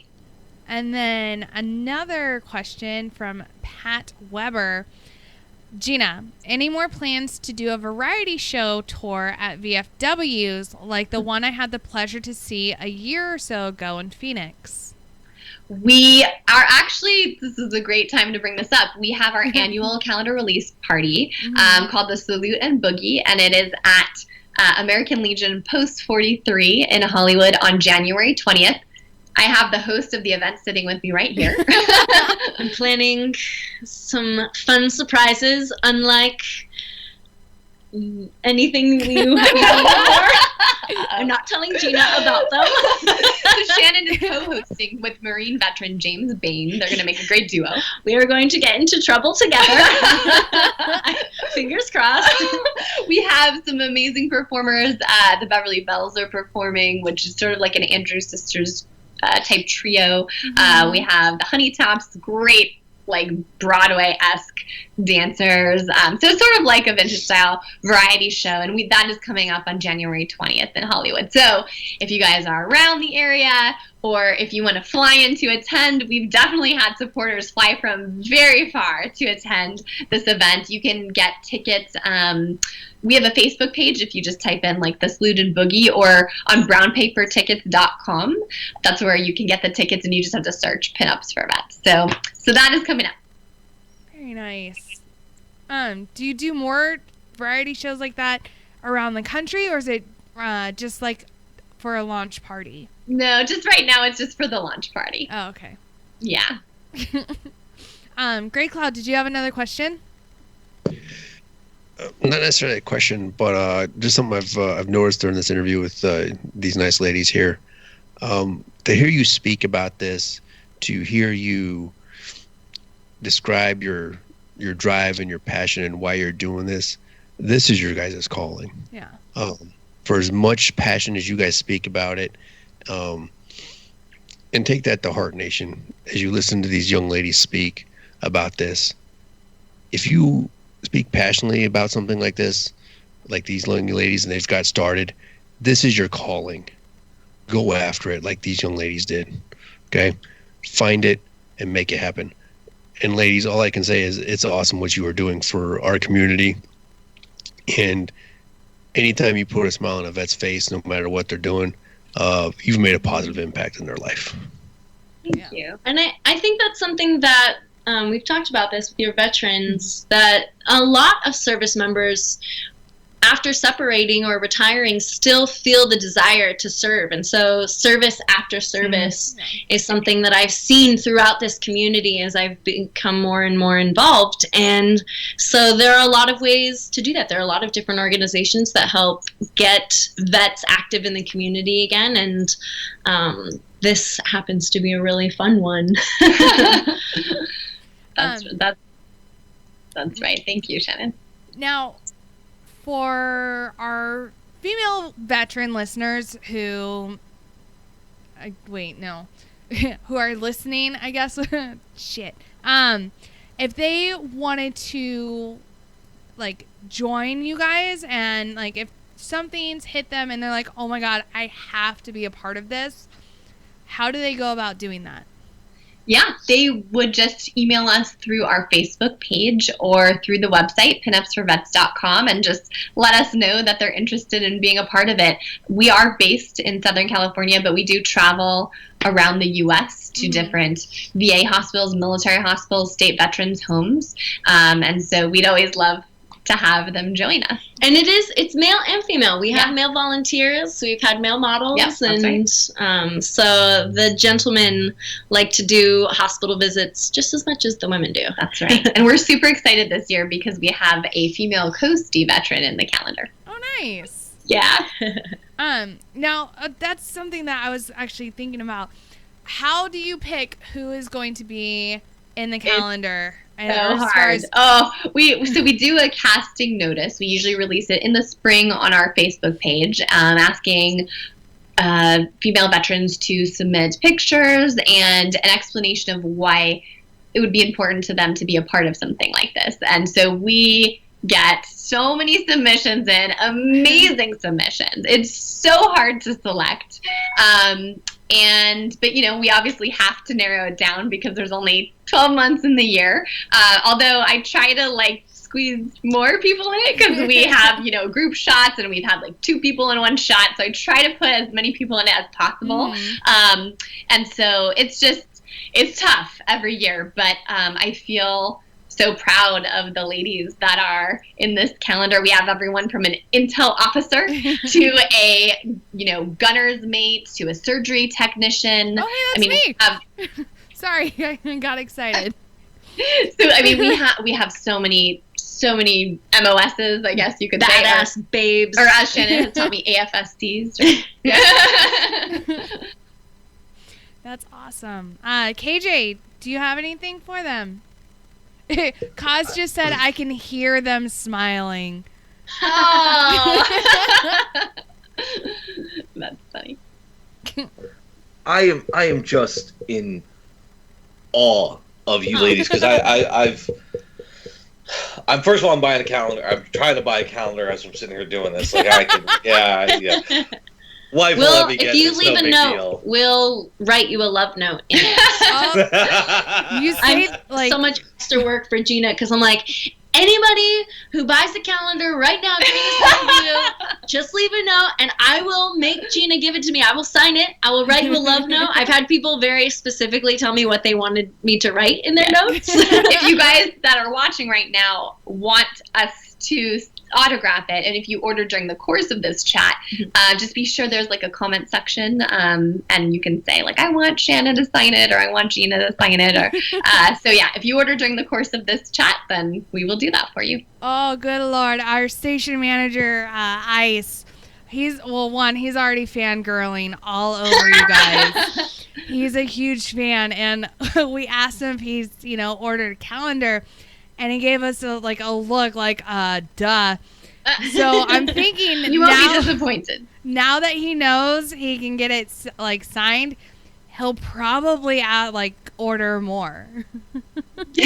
Well, he has to now. Right? Yeah, exactly. He has to. And be sure to, if you guys can, if you have the ability to do so, we have a number of hospital visits coming up. And so we would love to bring more. We try to bring at least 100 on our hospital visits, so we don't, so no one feels left out. We have a hospital visit in California coming up on Veterans Day. I'll be heading to South Dakota and Minnesota coming up in October. So we have some visits out there. So be sure if you can, if you do get one for yourself, if you can get one for us to take on our upcoming visits, we would be so grateful for that. Yeah. So you guys know what to do. You order some freaking calendars. Yep. And we've got the link up in our Facebook Live feed. We've put it in our Mixer chat. It's friggin' everywhere. So suggestion from somebody in Mixer chat, Joseph in Mixer chat suggested a battle royale for choosing who gets to be in the calendar. Battle with Nerf or paint. Make these girls paintball it out. That would be a new casting process. Thunder. In case you guys didn't know, and I don't mean to change the topic, but Shannon has jumped out of planes. It's one of your favorite things. It is. It was one of my favorite parts of training, getting to get my jump wings. It was fantastic. Oh goodness! Now our station manager is, was airborne, and so now that he knows that you're airborne, he's gonna just he might die. Shannon was actually ROTC in college, right? And then continued for 4 years after that. Yes, I don't have the proud legacy of airborne, but I did get my jump wings through a program called Free Fall at the Air Force Academy, which was a summer training program for cadets. And it's the only program that I know of where all of your jumps, including your first one, are unassisted. There's no static line. You pull your own chute. And it was awesome. And the first thing that people ask when they find out that I was in the Air Force was whether I was a pilot. Like, nope, didn't fly planes, jumped out of them, told pilots what would try to shoot them down. But flight school, it's a whole thing. Hats off to pilots out there. They have to learn a lot and go through a lot to be able to do what they do. Right. Well, KJ, Great Cloud, do you guys have anything else for our guests? I'm trying desperately to find my wallet. I'm trying to find his wallet. ladies, it's been a pleasure. Send over your credit card number. I'll take care of the rest. One thing we didn't really touch on too much. So I was saying a little bit earlier, we have many different initiatives for the military community. I think we're most known for the calendars and for our hospital visits, but we do ship so many care packages to troops that are deployed. But something else that we do is also work with homeless veteran shelters, and we do morale boosting makeovers for military wives and female veterans as a way to say thank you. We did, I think our most recent one, that wasn't our most recent one, but 2 makeovers ago, we selected this very special Marine Corps wife, Melissa, and we gave her this day where we turned her into a pinup bombshell. She'd never done anything like this before. She actually started crying when she looked at herself in the mirror. She's a full-time caretaker for her husband, who Marine Corps veteran that was injured, and so that was our special way to really give back to her, and so she could have that image for the rest of her life for both her and her husband. It didn't take much to bring out the bombshell in Melissa. Yeah, she's a really incredible woman. I loved those photos. Yeah, she looked so happy. She did. It's fun. Yeah. Well, that's absolutely amazing. You guys are so awesome, and I love your guys' mission. I love what you guys are doing. I like just everything. I just absolutely love it, and I wish you guys another 12 years, if not longer, like keeping this up and letting it go, and just passing on this legacy almost of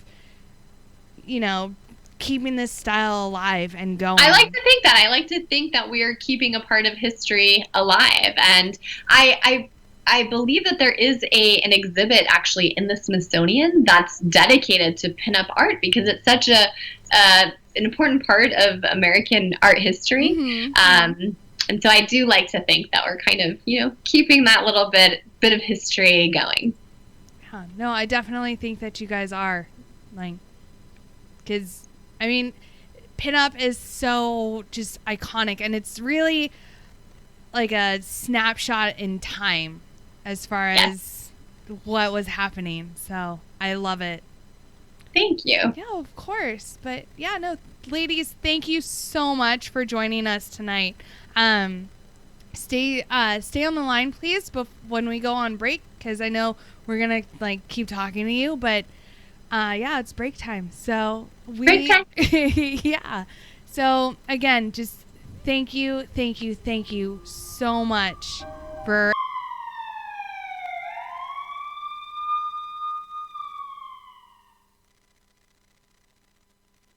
This is WTF Nation Radio.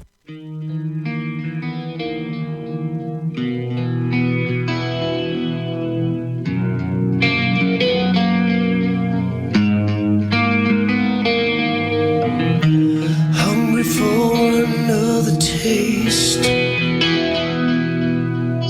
You stumble around the time you waste, and your table's overturned. Sooner or later you crash, then you burn. I think I wanna die tomorrow.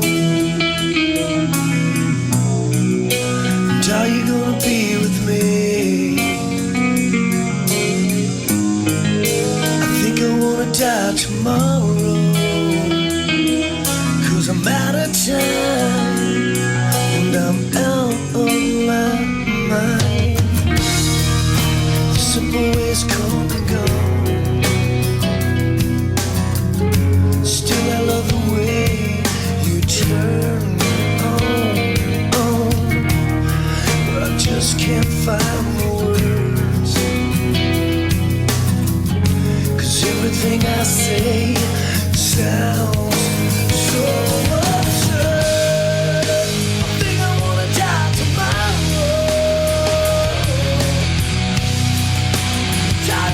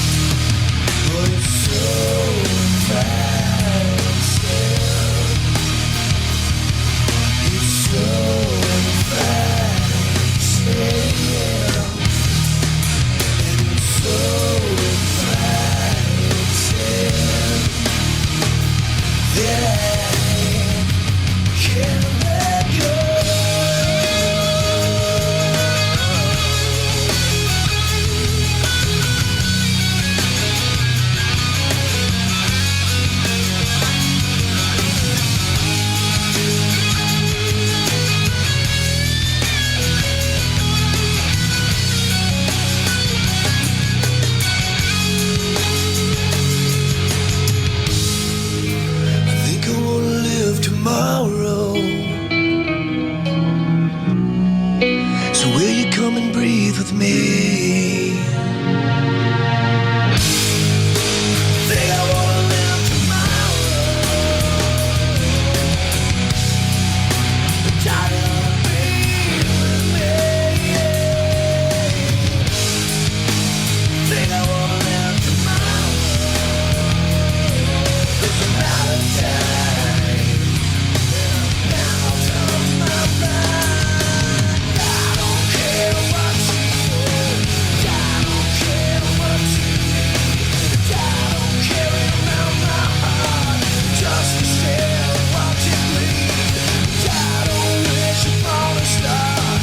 'Cause I don't care who you are. It's a matter of time. And I'm out of my mind. You can save me if I can save me. And you won't follow if I keep falling in. And you won't listen to what I'm saying. 'Cause I'm so broke.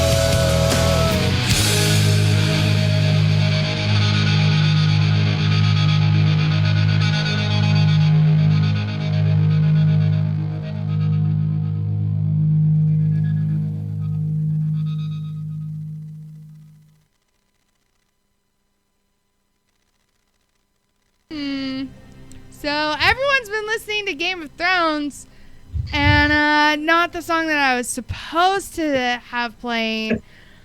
So I hope everybody enjoyed that. Well, of course they did, because apparently all anybody cares about is Game of Thrones shit. Hey, I've converted you. Game of Thrones. I've converted you into a Game of Thrones fan. I'm I can neither so- confirm nor deny that statement of validity. Dude. Hey, Minx, I haven't gotten to talk to you about Game of Thrones since the season ended. I know. There's no talk about it because the season is over. All right, one, I need you to take that negativity, and I need you to take it like away from my show. Our show. Mine. What? Ours. Mine. Mine. Ours. I feel like I'm a goddamn seagull from Finding Nemo. Mine. Point. Oh, Lordy. But yeah, I hope everybody enjoyed all that Game of Thrones music. I know Spanky probably did. Shit. No, like you don't understand. The Facebook police will be after me. You played copyrighted music. Meh. Shit. Me. God damn it. Yeah. So annoying. You violated the verbal morality I did. status. Friggin' Zuckerberg and his army of Jews are gonna be after me. Excuse me, army of Jews? Yeah, about that. They are! I mean, I was going to help you out there, but you know what? I guess. No, but you're on my side. Remember? I remember. Allegedly. Allegedly. I'll say. So I don't know if a bunch of, I mean, you know, if you guys were here during the first hour, you guys remember that KJ said he would take a shot for every. The rule, KJ, I'll protect you on this one. The rule was only for when you were describing the conspiracy theory garbage. Wait, no, conspiracy theory Yeah. garbage. What do you mean by garbage? Shit's legit. It's not garbage. Excuse me, sir. Did you say it's legit? Okay, calm down, Offenditron. We're good here. No, this is not garbage. It's legit. Like, too much shit has happened, and it doesn't add up. That's, like, I don't know what to tell you. That's what it is. Conspiracy theory or Common Core math. So. Say auto format. I heard Common Core math. Yes. Reasons. I don't know, dude. I've been hearing so much random shit today.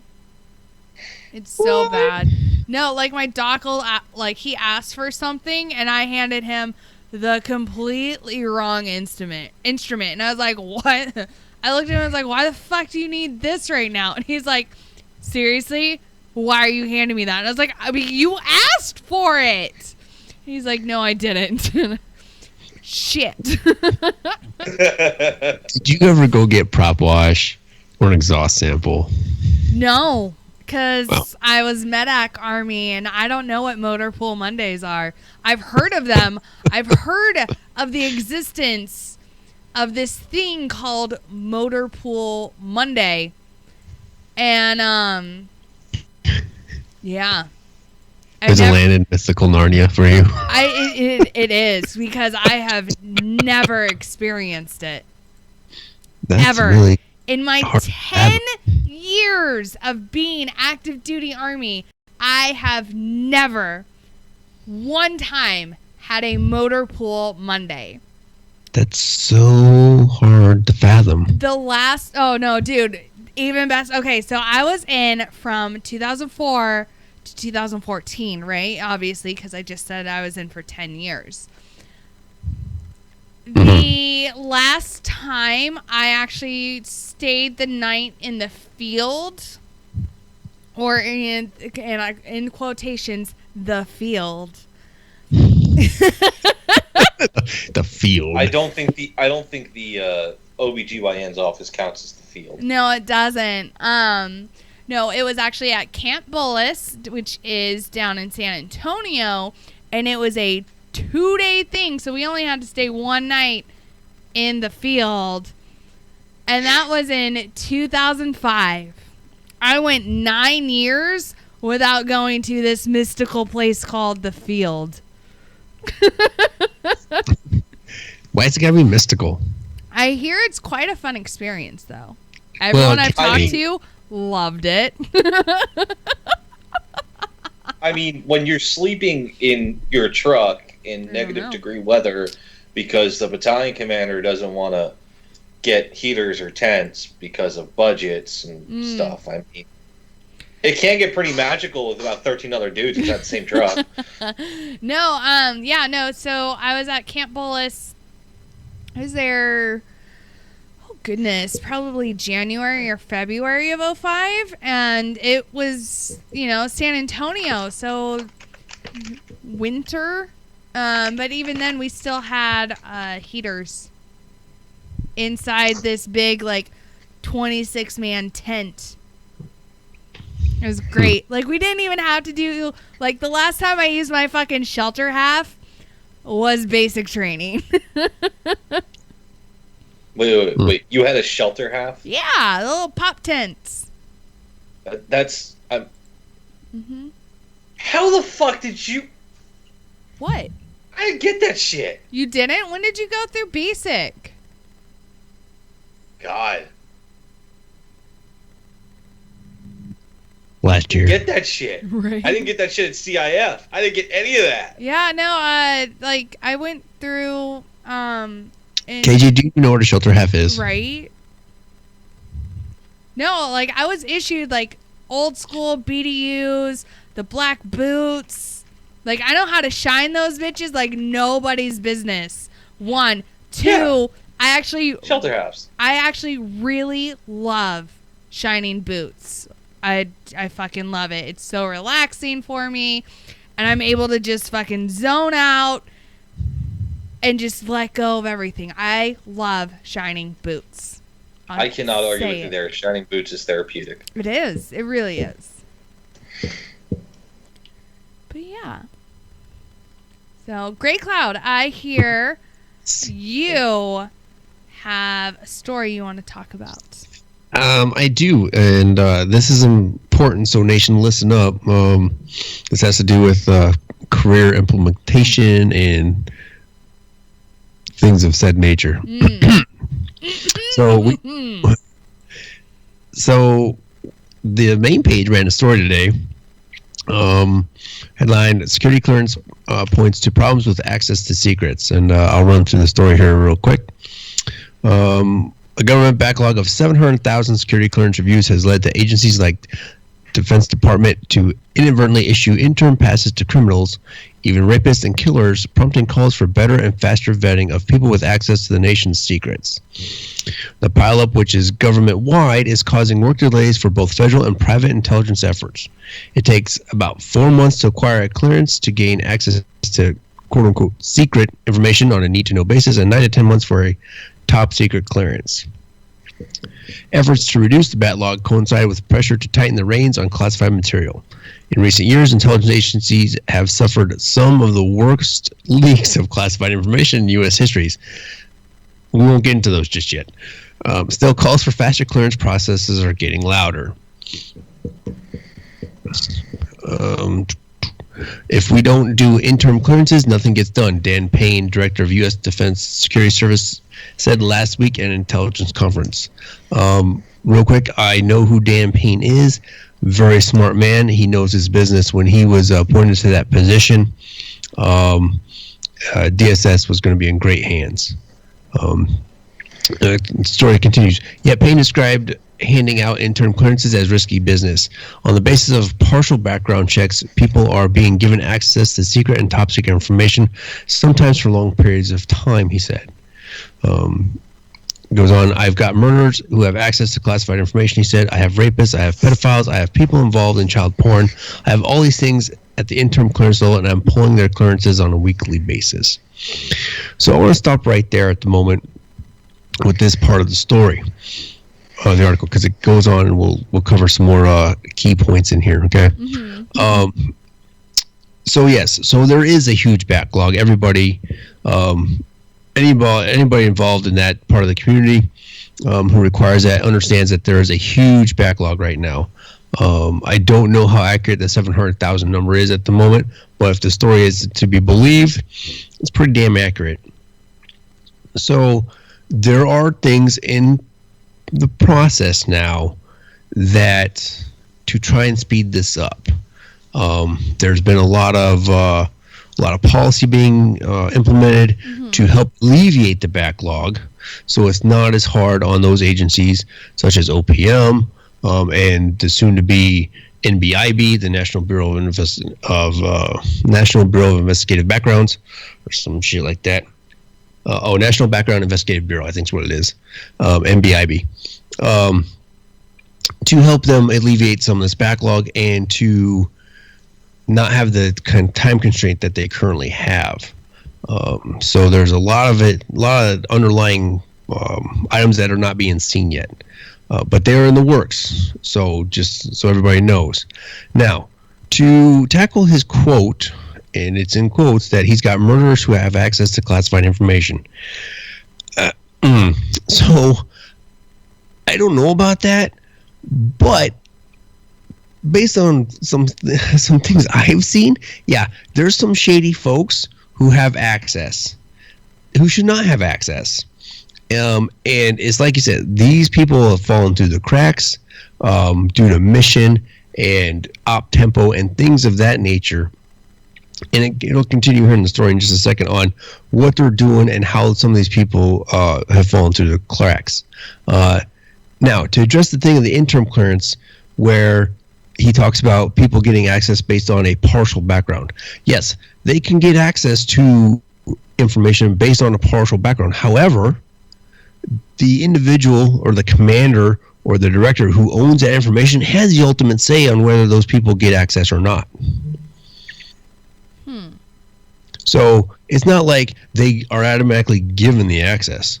No, there are certain ways that there are certain rules in place and certain procedures in place to keep people from getting the access. Yeah. If they don't need it. So let me let's see here. Right, here we go. Payne didn't say how many criminals his agency has discovered, if their offenses were new or old, or if any of them had mishandled classified material. Efforts to reach him for this story were unsuccessful. Imagine that. Oh, right? It was unsuccessful. You don't say. Yeah. People being investigated for interim clearances are subject to background checks too, but quick access to state and local records can be challenging, said a former Defense Department official who was not authorized to speak on the issue and commented only on condition of anonymity. Imagine that. We only want to say something if we can stay anonymous. Scared bastards. I mean, but that's huh? I mean, you know, like being the whole whistleblower, like saying something about something that goes against the grain. It's understandable why you would want to be like remain anonymous. There are channels to address the whistleblower thing, and we won't get into that right now because there's a whole nother issue with all of that. Yes. Story continues. More than 4.3 million people hold a security clearance of various levels, according to the Office of the Director of National Intelligence. They include nearly 3 million at the confidential or secret level and more than 1 million at the top secret level. Checking federal employees and private contractors is a laborious process that requires extensive background check and an effort to judge a person's trustworthiness. Okay, I want to focus on that paragraph right there real quick. Say it again. Huh? Say that paragraph or that phrase one more time. I want to focus on that paragraph real quick. Okay. So, Nation, if you don't know, the being granted eligibility for a clearance is not a light task that anybody takes. It's not a task that anybody takes lightly. Okay. When it was OPM in charge of it, they took it very, very seriously. And those individuals who are your SSOs and your security managers and things like that, they take this very, very seriously. It's not something that's taken lightly, and it is a privilege to be granted that access and that eligibility for that access that you should not take lightly either if you fall into this category. So it's a judgment call. It truly is on somebody's trustworthiness. You are literally looking at them with as much information as possible that you have access to, and you're making a judgment on whether you think they are trustworthy enough to give them eligibility. Okay? And that's what you're granting them. Ultimately, the individual or agency that owns that information grants them the access. So it's very interesting that they're bringing this up and it's got published like this. So it worries me a little bit from a professional standpoint on what's next. Where's the next big breach that might happen? Does that make sense? Mm-hmm. Okay. Oh, here it is. So 95% of all background investigations are conducted by the National Background Investigations Bureau, NBIB, which does some of the work itself and contracts the rest to private firms. Okay. For those of you who are not aware, the NBIB basically took over the investigation mission from OPM after the OPM data breach. Imagine that. But they still fall under OPM, I do believe. The backlog grew significantly after the government stopped doing business with a contractor that suffered a data breach in 2014. There it is. Depleted government's capacity to do investigations by 60%, said Charles Phelan, a director of the Investigations Bureau. Right. So here becomes the problem so you lose that capacity, right? And then now you got to figure out how to tackle the backlog because everything got put on hold from OPM. So now they're trying to hire individuals to counter this backlog and try to push through it.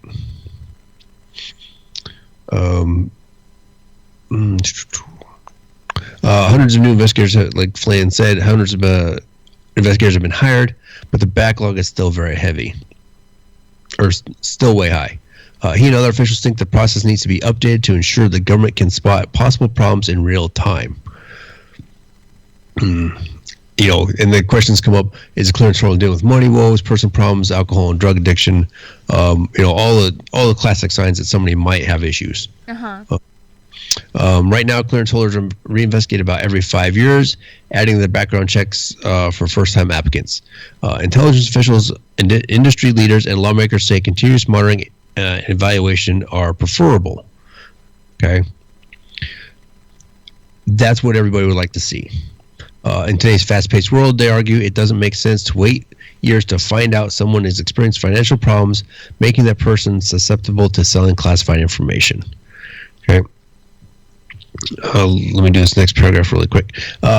Many U.S. intelligence agencies already are on board. The Defense Department also has begun a more regular vetting. It has 500,000 people, contractors, and military personnel among them enrolled in what's called continuous evaluation, which involves regular checks through law enforcement and other databases. Up to 1 million will be enrolled by the end of the year, Payne said.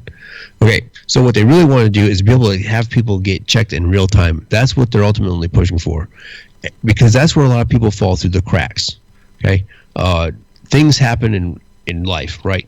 Yes. Bankruptcies, divorces, foreclosures, things of that nature. Okay, and people are scared to be honest about it until they have to be, i.e., when they're up for their reinvestigation. That's when it decides to come in. Well, a lot can happen in that 5-year span of that your investigation is supposedly good for. Yeah. So if you don't come forward when it happens, there's 5 years of time that they're not tracking anything going on in your life unless you tell them. Okay? And that's why, everybody, anybody that's heard these briefings before, they will say, they want you to self-report. They want you to come forward. They want you to talk to them about it. Because it shows that you are not hiding anything from them. Okay? And if you are on that path correctly, then they can push you in the right direction for help, and you don't become that issue. You don't become that next Hansen and fucking anybody else who's down that path. All the names just escaped me. But you don't start getting pushed down that path, right? So they want you to come forward. They want to be able to do these checks more faster, more frequently, to prevent these issues. Yep.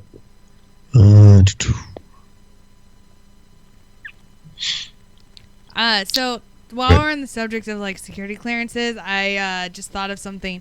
So when I first joined the Army, right, in 2004, they did a security clearance, on me, and they gave me, my level. And then, no one told me shit since until I got stationed in Germany in 2011, 7 years later, when they were like, oh, you haven't even completed your initial security clearance. And I was like, but I was granted clearance. So what?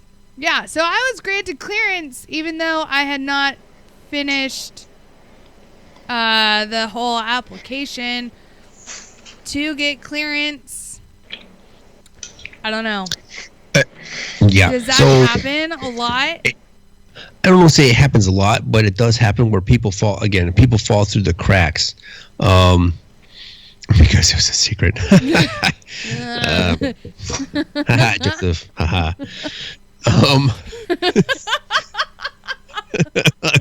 Oh my god, it's so dumb, but at the same time I can't stop laughing. So it does happen. People, again, that's where it happens to when you hear about they're talking people falling through the cracks and these things happen. Yeah. People go they miss their reinvestigation windows, right? And nobody really cracks down on that, on making sure that they're done and pulling their eligibility if they're outside their window. So it becomes, I hate to say it's, self-fulfilling prophecy, but it almost becomes that because the system was broken, okay? And trying to do it right, it never got fixed. So now there's all these items that are starting to fall into place that to fix the system that was a good system at one time and then fell apart. And now they've generated a backlog because all these people need this redone. And I don't know if they're going to be able to ever catch up. I just don't think that you can ever hire enough people or streamline it well enough to where there will never be a backlog. And how many people are backlogged now? According to the article, 700,000. Okay, I was thinking 800,000, so it wasn't that far off. Yeah, the article has it at 700,000. Yeah, that's not good. Now that's initials and that's reviews. So it continues on to talking to different people about clearances and whatnot. Mm-hmm. Vice Admiral Jan Teague, I think I slaughtered that, Deputy Chief of Naval Operations for Information Warfare and Director of Naval Intelligence, said the backlog is threatening the civilian workforce's readiness. Mm-hmm. Quote, "We are losing talent to other places." End quote. Talking to different people about clearance and whatnot. That's a really, really good point. Okay, it does take time to do somebody's clearance. It does take time to bring somebody on board. However, there are other places that are willing to pay for it. The government is going to lose will lose not necessarily contracts, but they'll lose their government workforce, government civilians. And then when soldiers go to get out, that clearance is worth money on the outside, and it'll go somewhere else. Because people are taking their time, they're dragging their feet. But what a lot of people understand, it just takes time. And again, there are rules and regulations in place to help alleviate those issues. And that's something that they don't address in this article. To say there are rules and regulations in place to alleviate some of the issues that are facing the backlog and whatnot, and so on and so forth. But what I do like to see in this article is that they are catching those people who should not have the eligibility, who need to be done with that part of their career or that part of the government service, because those people just should not be in that thing. Mm-hmm. And then the second to last paragraph in here says intelligence professionals say serious changes are needed in the entire system, which dates to the late 40s. That was long before the internet, social media, cyber attacks, massive classified disclosures like the old boy who let about a whole bunch of information out and is now across the ocean. So it's got to be tackled and it's got to be done correctly. We're not there yet, but we're on the way there.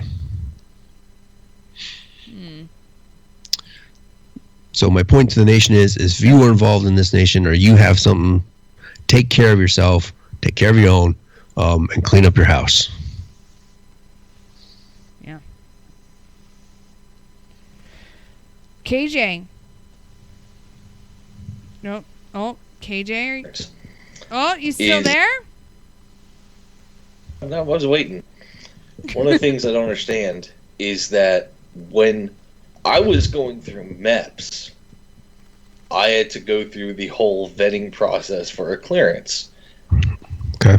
And I wasn't allowed to proceed to swearing in until I was cleared. And now you reporting, hey, we've got this all dicked up, is kind of alarming to me. Because if they did it across the board, where they had people that were going into the MOSs that required clearances, right? Or getting an option, like an option 40 or whatever, going into Rangers or SF, where they're gonna have to have clearance. Why don't they do this from the get-go, where they already vet them and prior to them enlisting, and have it ready to where they are good to go, and if the security clearance is needed, bam, okay, as of this time they're good to go, we just need to do a mini evaluation, it'll take 20 minutes. Why would that not be why would that not be the standard for today, especially with how vulnerable we are to cyber issues? Right. So the way now, when I came in back in the day, how it would work is you'd fill you'd fill all your paperwork at MEPS or with your recruiter or whatever. You do that initial paperwork, right? And that would kick off your background investigation. Okay, so to get an interim clearance, right? It was that you needed a favorable background check, which was usually a NAC-LC, okay, National Agency Check, Law Enforcement and Credit, okay, and that would start you to get your interim, okay, and that would get you to school, right? That'd get you through any training you needed to do. Now, once you got to your assignment, okay, your intern was basically no good because no commander, and again, this is from a military standpoint, no commander was going to allow you to be read on or grant you access with interim only. They're going to wait for your final eligibility to be granted by that granting authority, which was at the time, well, it's still the Central Adjudication Facility.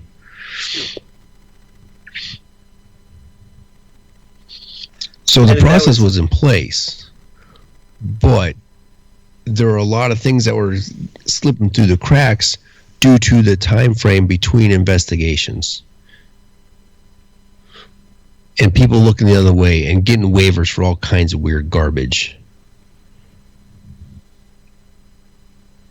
This is one of those things, I think, that if they, if a fear is to worry about the cyber side of things, go analog. But going analog has its own problems too. It's if they took the time ahead of time and clear and pre-qualled and did something like that 20-30 minute, okay, hey, how you doing? Okay, you're not a shitbag, you're not going to pull a Snowden. All right, great. I think that would alleviate and prevent a lot of these falling through the cracks and shitbags getting waivers and blah, blah, blah, blah. Because when you have so many people that are quote-unquote getting away with it, what's to stop? It's reactionary. That's a very hard theme I'm learning, and I've learned from my career is everything's reactionary. This is something that should not be reactionary when you're dealing with military and possibly state secrets. We should be much more proactive about it. And again, with everything that's like going back to the article, with everything that they want to implement, it will be more proactive. Okay. Yeah, but the technology, that's nice. So the technology really wasn't there. This is very, very, so a lot of these things they want to implement are very technology driven.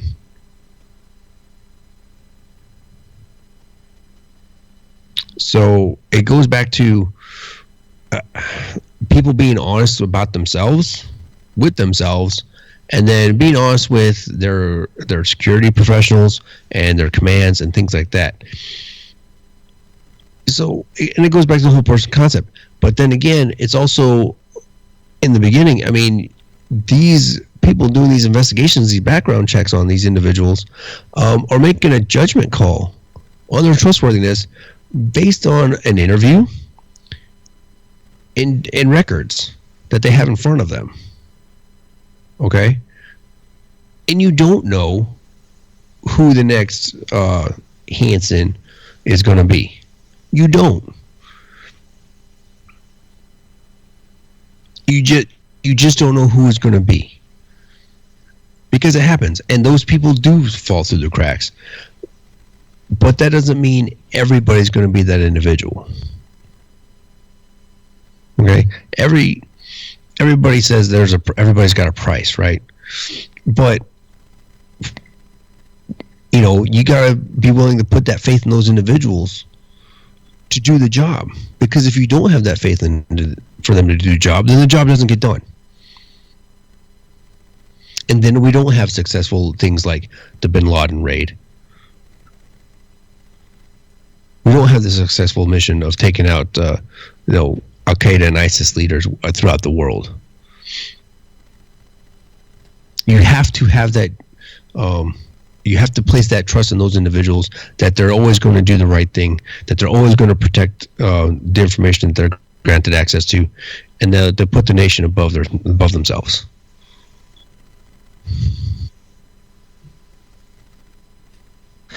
That sounds highly romanticized, but yeah, that's harsh reality. You have to think romanticized about it to an extent.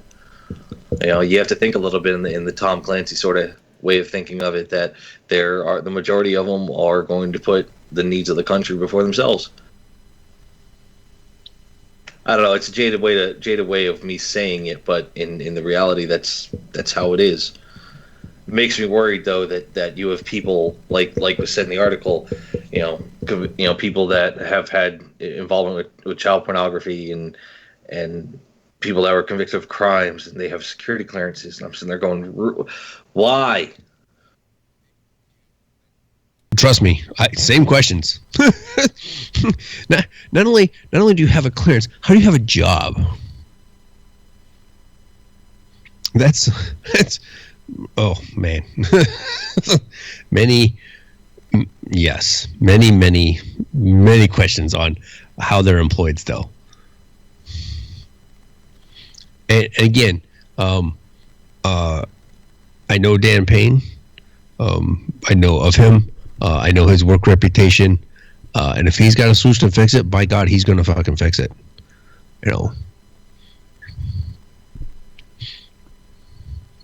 It sounds like it's going to be a hell of a fix. I didn't say it's going to be an easy fix. There's no easy solution for this fix. There's a lot of pain and a lot of bureaucracy at work to try and fix this, and it's painful. I've seen some of the sausage making for this fix. It's painful. It's very, very painful, and try to get this stuff pushed through to make it a standard again, the way it should be.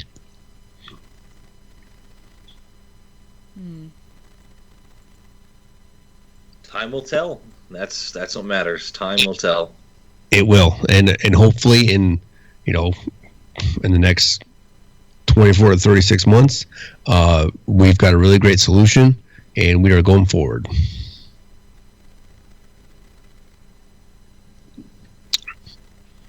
So anybody got anything lighter to talk about now? that was pretty heavy. I mean, kind of. I'm sick of ESPN. They've turned political, and same with come on. Yeah, and same with Miss America. Shit, stop being political because it's not your thing. It's not your thing.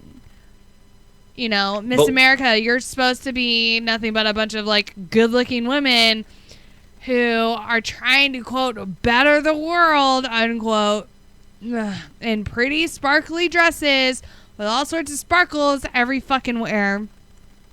And you're supposed to be kind of, I don't know, in your own idea and not bashing other people, let alone our president, because he did something that you don't agree with. So there's that. And then 2, fucking ESPN. Stick with sports. Don't get into politics. Stick with what you know. I watch ESPN so I can learn about sports and go over shit that I fucking missed if I did not happen to watch the game. Don't get into fucking politics. There's enough of that shit already all over the fucking place. I go to these places to escape from that. So, there's that. Mm-hmm. I'd have to disagree with you on the Miss America thing, though. Why? You would. You fucking would. Well, if you think about it, is it for that Jew comment I made at the beginning of the hour?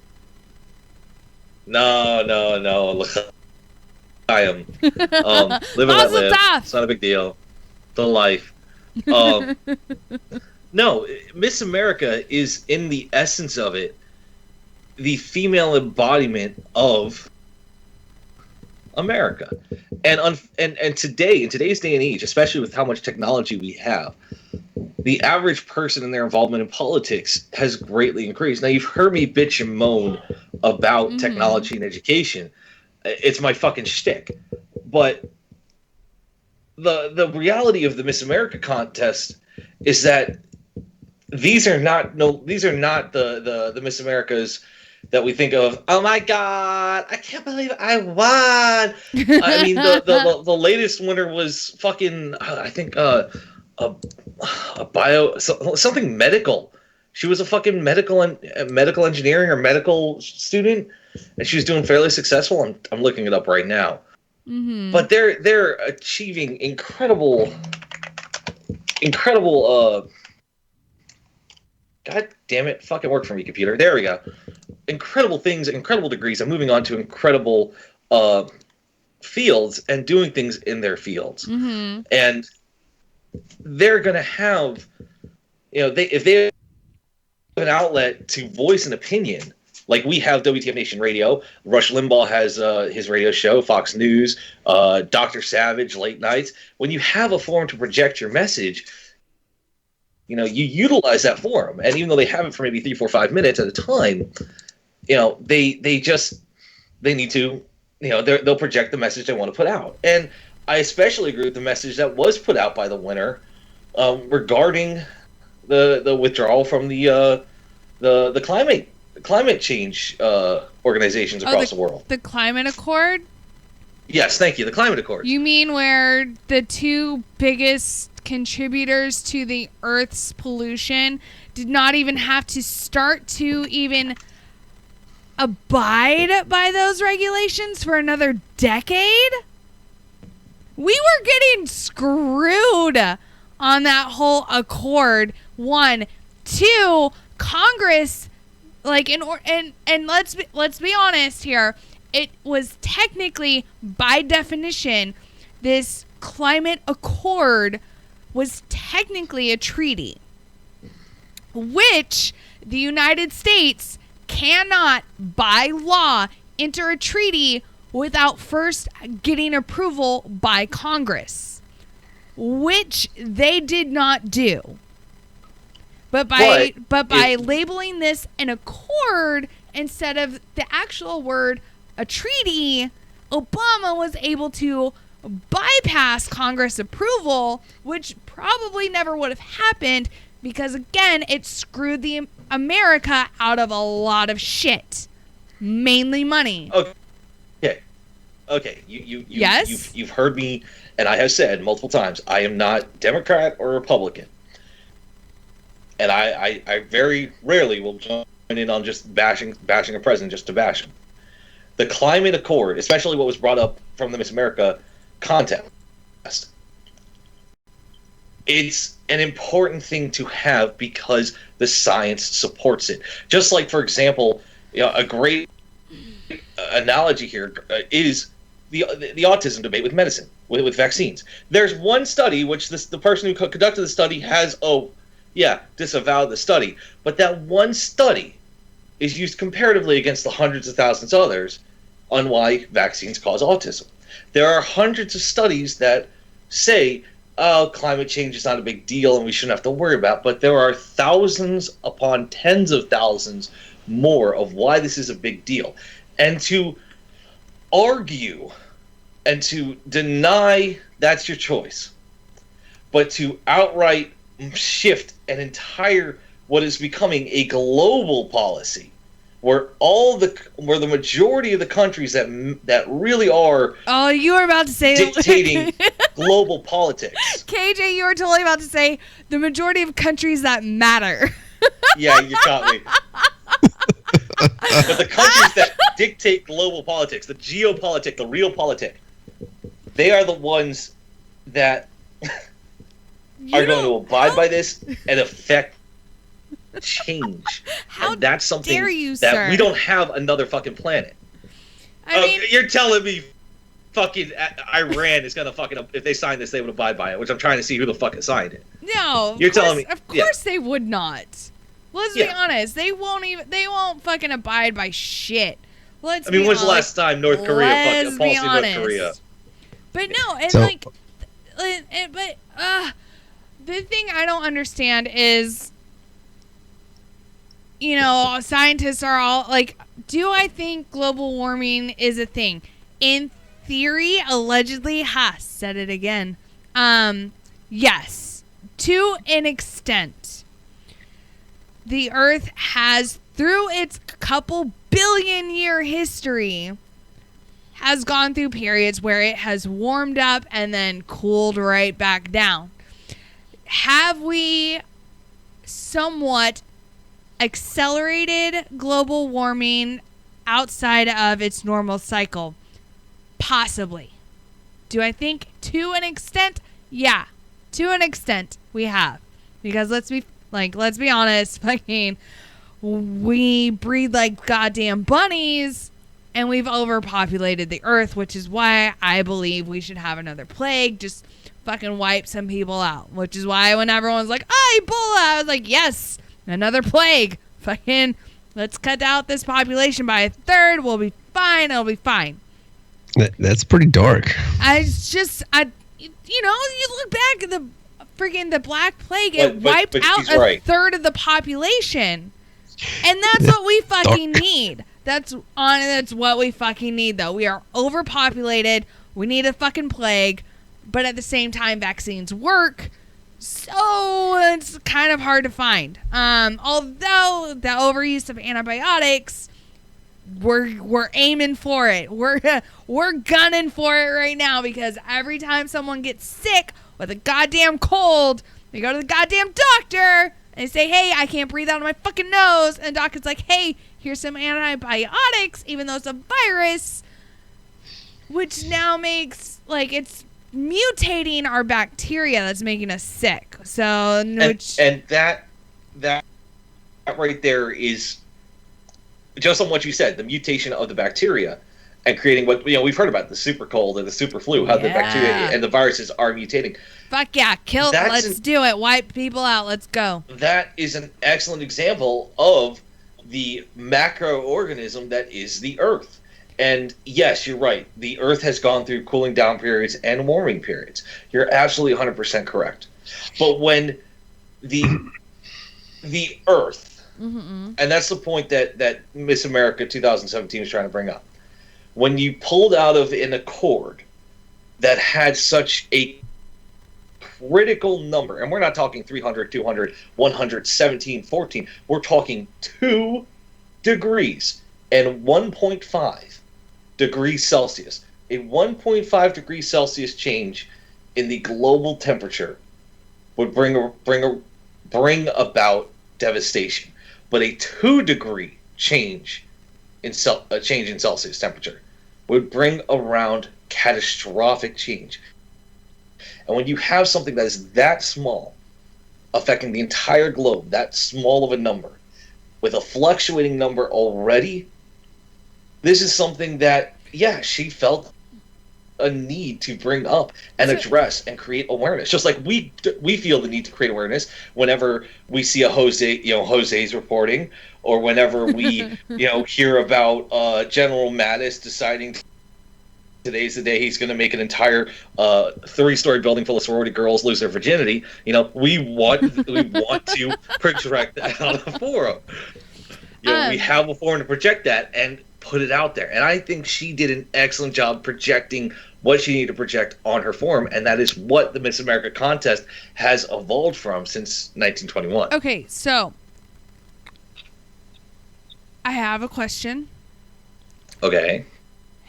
How is it that these scientists or whatnot are able to tell us how hot the Earth is going to be 50 years from now, but they can't tell us which way a hurricane is going to go? Oh my God, within, that's like, a fucking week. hilarious. That's I a was good just question, and I gonna can- say I can that. actually answer that. They need a 1,000-mile swab They can fucking forecast protect shit. the track of a hurricane. Yeah, they can forecast shit okay. 50 years from now, Hold but on. they can't tell me what the weather is going to be like Hold on. accurately in a week. Hold on. I have questions. Because I'm gonna cite exactly what I was saying all fucking last week to my family in Florida, and I'm gonna cite this. All right, I'm ready. I'm we ready. have all the private companies that hire their own hurricane hunters and their own prediction meteorologists to make the predictions based off the data, and we have national level. The Air Force has pilots that do this, and they are fucking insane. And I would love to talk to one. Oh, like Hint, that hint, fly into nudge. the hurricane? Yeah. And I got, actually, because I drive pilots and flight attendants around for a living, I spoke to one pilot that said he would never talk about what he did because it was just too fucking disturbing for him.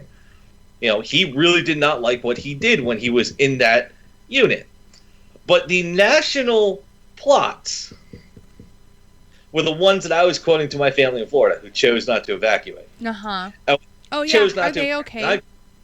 Oh, they're fine. Okay, good. They're fine. Apparently, they sent me a lovely picture of a I'm sidetracking here. They sent a lovely picture of the fence, and the only part of the fence that was left was the gate. So my brother writes, "Hodor, Hodor, Hodor." Oh no. Oh yeah. No. He was a Cab Scout. Don't you worry. He's already a little sick in the head. But those are the ones I quoted because that came from, not because it came from the government, it came from the fucking resources the government has for that. A private organization is not going to have that. So when everybody was, oh my God, it's going to go up the West Coast with Irma, I'm sitting there going, oh my God, get the fuck out and go to Alabama. I'll meet you there. Don't you worry, I got gas. And no one came. Mm-hmm. You have to choose which source that is a reputable, just like with the news, with the fake news bullshit. You have to find a reputable source that has not, that you don't give your trust to. They have established a reason to be trustworthy, kind of like with, having a security clearance. They have to establish their trustworthiness and their reliableness. And that's why, when it comes to the global warming thing, you don't have 100 or 200 scientists having the same answers, but 800 to 1,000 having completely different. No, the general consensus you're seeing in actual scientists that actually do science, and not the hooky Scientologists or Christian scientists that are the religion Christian scientists, not the actual scientists who are Christian. You see the ones that actually dedicate their lives to studying these things, be it meteorology, be it the global warming, they're studying with organizations that have the credibility to say, hey, motherfuckers, we got something important. So why can't these same people be like giving us, I don't know, accurate weather information for a week or two from now? Do you pay them? No, I don't. Capitalism has infected everything. And this is going to sound very socialistic, but it's true. Capitalism has created an entire environment of competing organizations, which is great. But scientists, and like I said, scientists go to the organization that has the most funding, correct? But just because they go to the organization that has the most funding does not mean they have the best equipment, or does not mean that they have the best outlet to give that information. That's why you saw, even with the security clearance, they're losing good people because it's more lucrative in other places, or they're already in the civilian sector and they're one of those shitbags with the whole fucking hidden folder of child porn. People go where the money goes, but just because the money's there doesn't mean you have everything you need to be effective.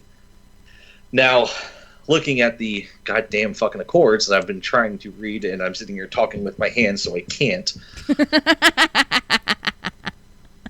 Oh yeah, when I got a camera, I need to have you on camera. I'm like an Italian and a Jew. It's just all over the place. I get some glow sticks. Like that's what I'm picturing you as. I'm sure you're about to see me just go wild here in a couple seconds, but Yeah, I just saw that. Should I keep it more closer to my chest, like I'm directing you to my heart? I'm speaking to you from the guys. This is KJ right now.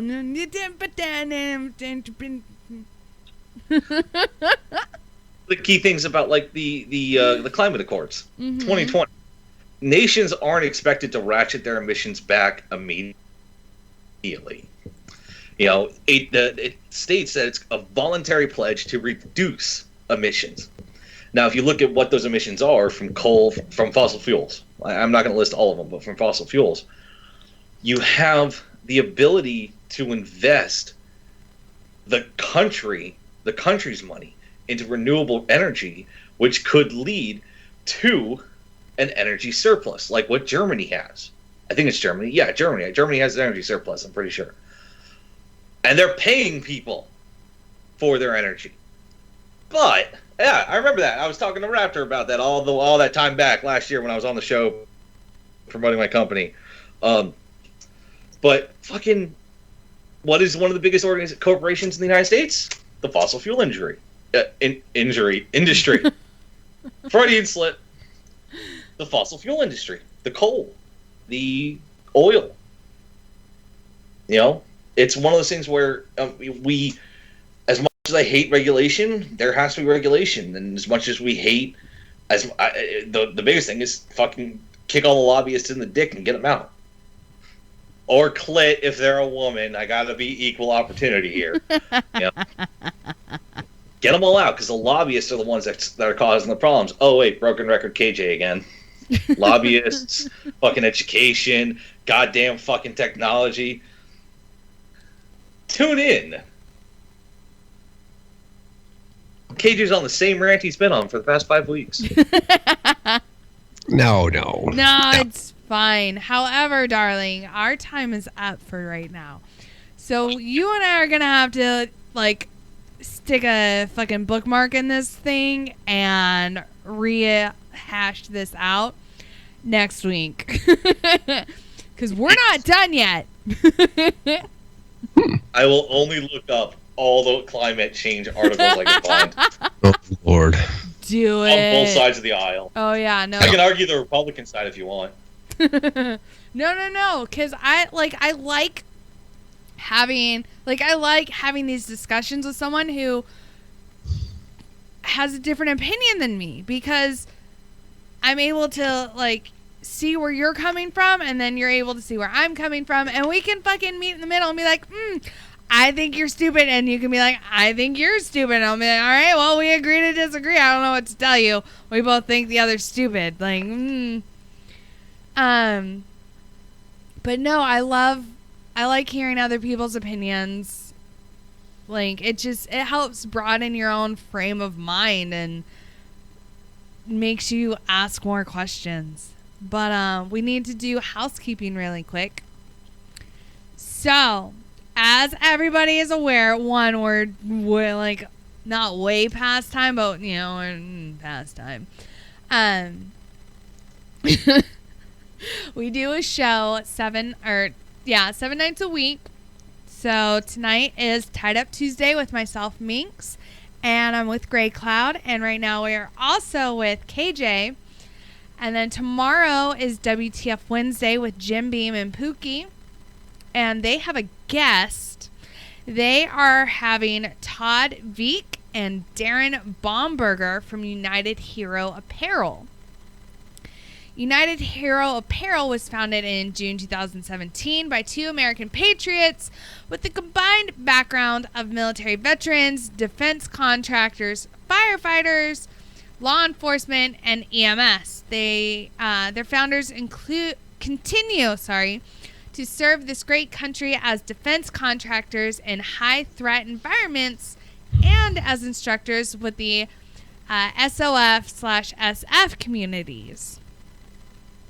So there's that. And then we have Thursday, which is Sergeant's Time, and that is with Ice, Doc Madness, Mike Golf, and maybe Gray Cloud if he is, around. Traveling and whatnot. Yeah, that. Friday is Friday Night Freedom with myself, Meeks, and Mud Puppy.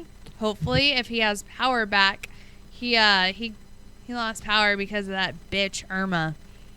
So we'll see. But we have a guest, Conrad Holloman from Operation Code. Operation Code was started in 2012 by Captain David Molina, U.S. Army retired. Operation Code helps provide veterans and their families information on how to get into a tech career. They work directly with senators, congressmen, and congresswomen to allow veterans total control of their future by permitting the use of the GI Bill on coding boot camps. So that'll be fun. I have no idea about coding and stuff, so I know I'm going to learn a lot. Saturday, right? Saturday, we have Saturday Night Savagery with Jay Reddy and Pookie. And literally anything can happen on that show. Sunday's the Green Room. And then Monday, we've got the Monday edition with Ice and Cuffs. However, KJ will be joining them for that as well. And then that brings us back to Tuesday. Yay! All of our shows start at 8 p.m. Eastern. So, just, yeah, that's when our shows start. I don't know. I don't know. I'm tired. Been a day. It has. It's been a very long day. So I'm gonna stay up and keep drinking, and playing video games. Right. Oh yeah, and if anyone's on Xbox One, a bunch of us from staff play Grand Theft Auto 5. So you're gonna have to get in on this. It's a good time. We burn Los Santos. It's great.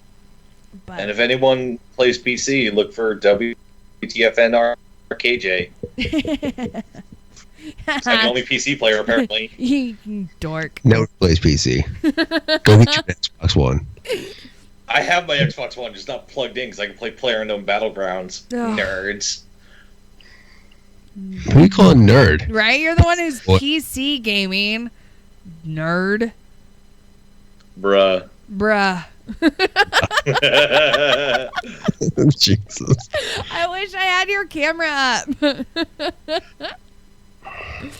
But yeah, all right. So I hope everyone has a great rest of your week, and we shall see you here again, tomorrow. So everybody have a good rest of your night. Bye.